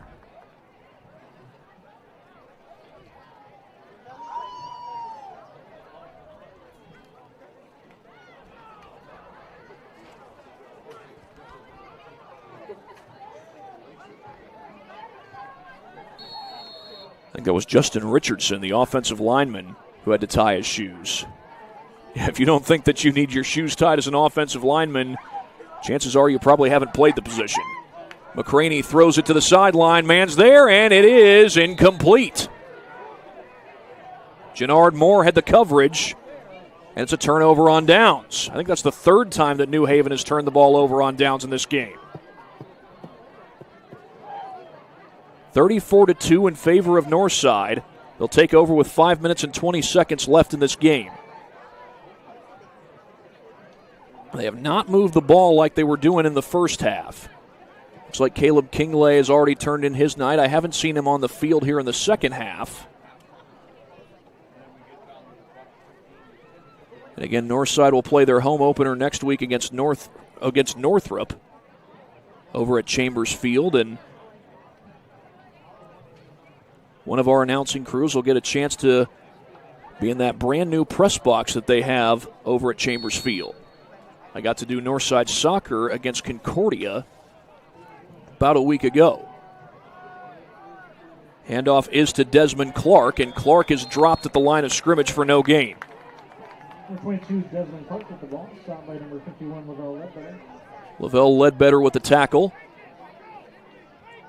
Of course, Lavelle Ledbetter likely to be a part of the basketball team here at New Haven High School, along with Tavar Baskerville. Those guys were juniors last year and top-notch scorers for the Bulldogs. New Haven's going to have a new girls basketball coach as well this year. Rod Chamble takes over that program. Toss play. Desmond Clark looking for room. He's got some. Does not get the first down, but it's a good gain. At about 7, maybe 8 on the play. See where they mark him. I think they're going to mark him back at the 47-yard line. That's 3 yards short of the line to gain. Make that the 46. So he needs 2 yards to get the first down.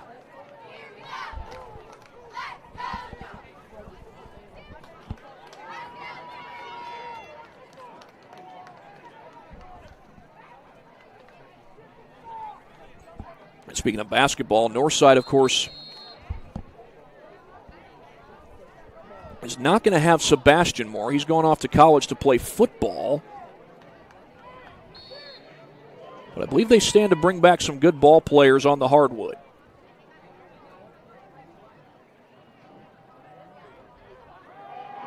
And the handoff goes to Clark, and Clark gets the first down up to about the 40-yard line.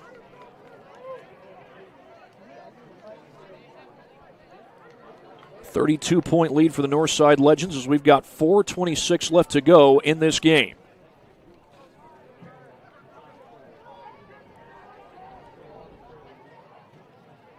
Hey, students, be sure you have a ride lined up as we get towards the end of the game. Please be sure you have a ride lined up, students. Northside sets up from their own 40. Handoff goes to Clark, and Clark bouncing off a tackle. Clark looking for the marker. He won't get there. Comes up about a yard short, but he stayed in bounds. Clock will still run. Good tough run by Desmond Clark. We were seeing some good tough runs, good shifty runs by Caleb Kingley early in this ball game. He did not score a rushing touchdown, but he did run well when he was on the field. He also caught a receiving touchdown. Northside has taken the clock down inside 4 minutes.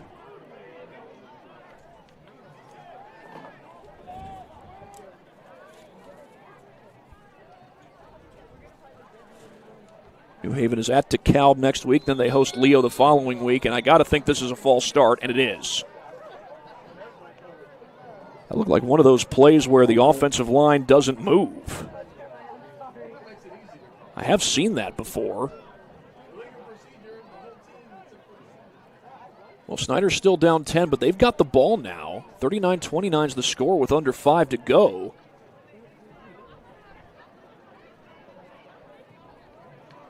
.325 left on the clock here, and it is 2nd down and 6 for the Northside Legends.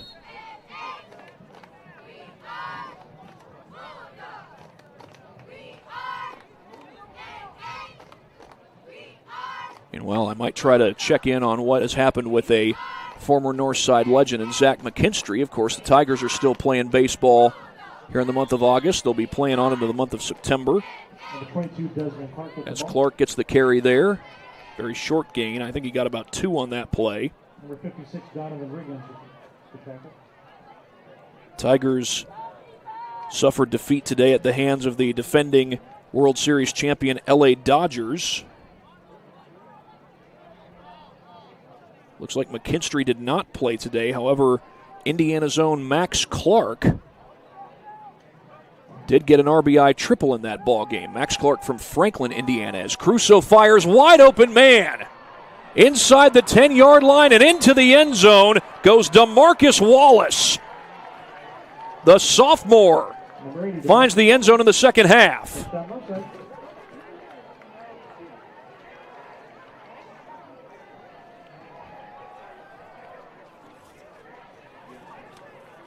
And now with the lead at 38, we go to a running clock. 2.5 left to play.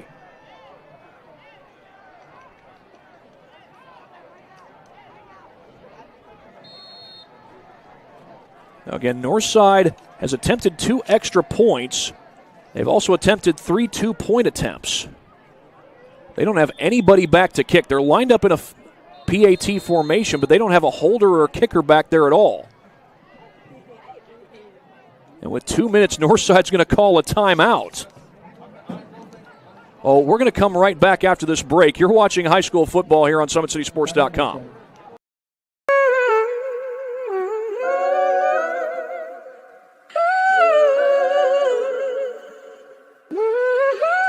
Damn, Kai, you going crazy. Hey, look what I did. I took every loss and then I turned that to a profit. I can't reach my goals with everybody in my pocket. I can't trust the soul, but I know pain, but I can't block it. I can't block it. Hey, look what I did. Hey, they keep hitting me like big bro, let lock in. But we ain't even locked in. We ain't even locked in. Wake Contracting, your trusted choice. Well, Northside is going to line up to kick the extra point.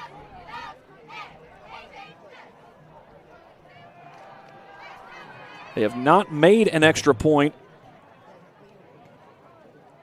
in this game. They've attempted 2. They're 2 for 3 on 2-point attempts, and this one is no good either.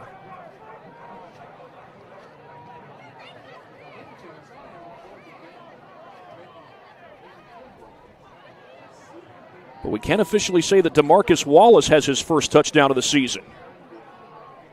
I'll show it to you one more time on the replay brought to you by Anderson Heating and Air Conditioning. And boy, Wallace was wide open. Made a nice move to get away from Jaden Abercrombie and took it in for 6 as Northside goes up 40-2. Technically, we are in a running clock situation, but Northside had to use a timeout. They actually did not have a kicker or a holder lined up when they initially lined up to take their extra point, but they got those guys out there, and they'll kick it away with 2 minutes. It's almost like going to the 2-minute warning in the NFL or 2-minute timeout in college that they have nowadays. But we are now in a running clock with Northside up 38 points.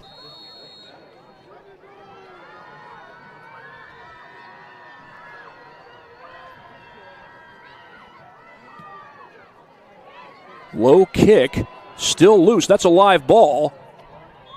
Bulldogs have to fall on it back at the 13-yard line. Jalen Abercrombie was the one who came up with it for New Haven. This clock will tick down as, again, we are in a running clock situation with Northside leading by 38 points. They had scored on 5 possessions. I think it was 5 out of 6 possessions in the first half Northside did, but that was the first score of the second half. Comes officially with about 2 minutes and 40 seconds, I believe. Right now the clock's down to 1 minute and 17. We'll see what game we can get you over to when this one's all said and done. Snyder was on the comeback trail, but down 10. That snap a little off kilter. McCraney goes downfield, and it's almost intercepted. Christian Licata almost had the pick, but with the 38-point lead, the clock will continue to run. I know Lures and Andrean were still in action. Snyder and East Noble were still in action. And they are. Snyder has scored. It's now 39-35 with 3:40 to go. 31 seconds here. So you take your pick as to which game you want to go watch, whether it's East Noble, Snyder, or Lures versus Andrean. They're still in action too. 40-2 the score as McCraney takes a high snap. Little mix-up. Looked like he wanted to hand it off, and he just took a knee. That's going to be the last play of this ball game. Well, Northside is going to get their first win of the season. Then they'll go home for their home opener as they take on the Northrop Bruins at Chambers Field a week from tonight.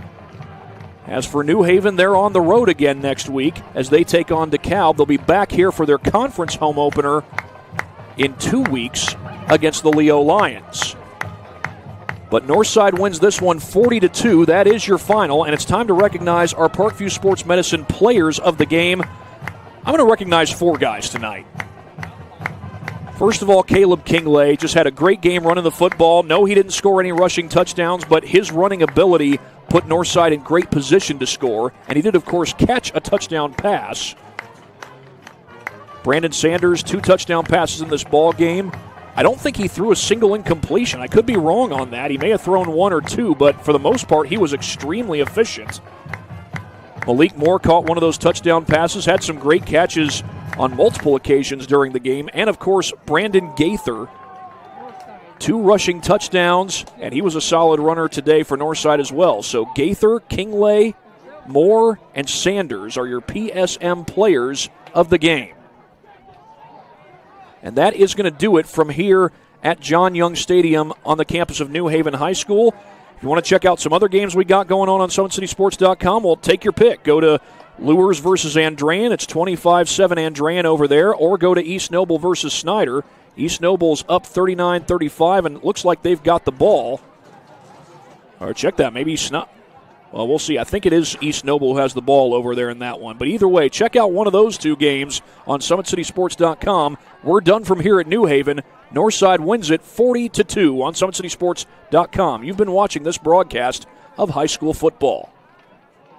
Division I college football. You know what you got to be ready for from a competitive standpoint and just being ready mentally. The best ability is availability, so just being able to get in here at PSM, I know I'm in good hands and they're going to put me in the best position to be a better athlete. Starting in middle school, a bunch of my buddies got me into an 8th grade. That's where I kind of fell in love with it. The energy, the intensity around it is great. Going into high school, I was just out there with my guys having a ball. Sophomore, junior year, working into a more varsity role. It just helped me grow my exposure for the game. And then senior year, we knew we were capable of and we knew we were able to do, and we won state. I chose Toledo because I wanted to test myself. I wanted to see what I was made of. Our coach stressed like knowing what everybody's doing. And then once I started learning what everybody's doing, the game slowed down so much.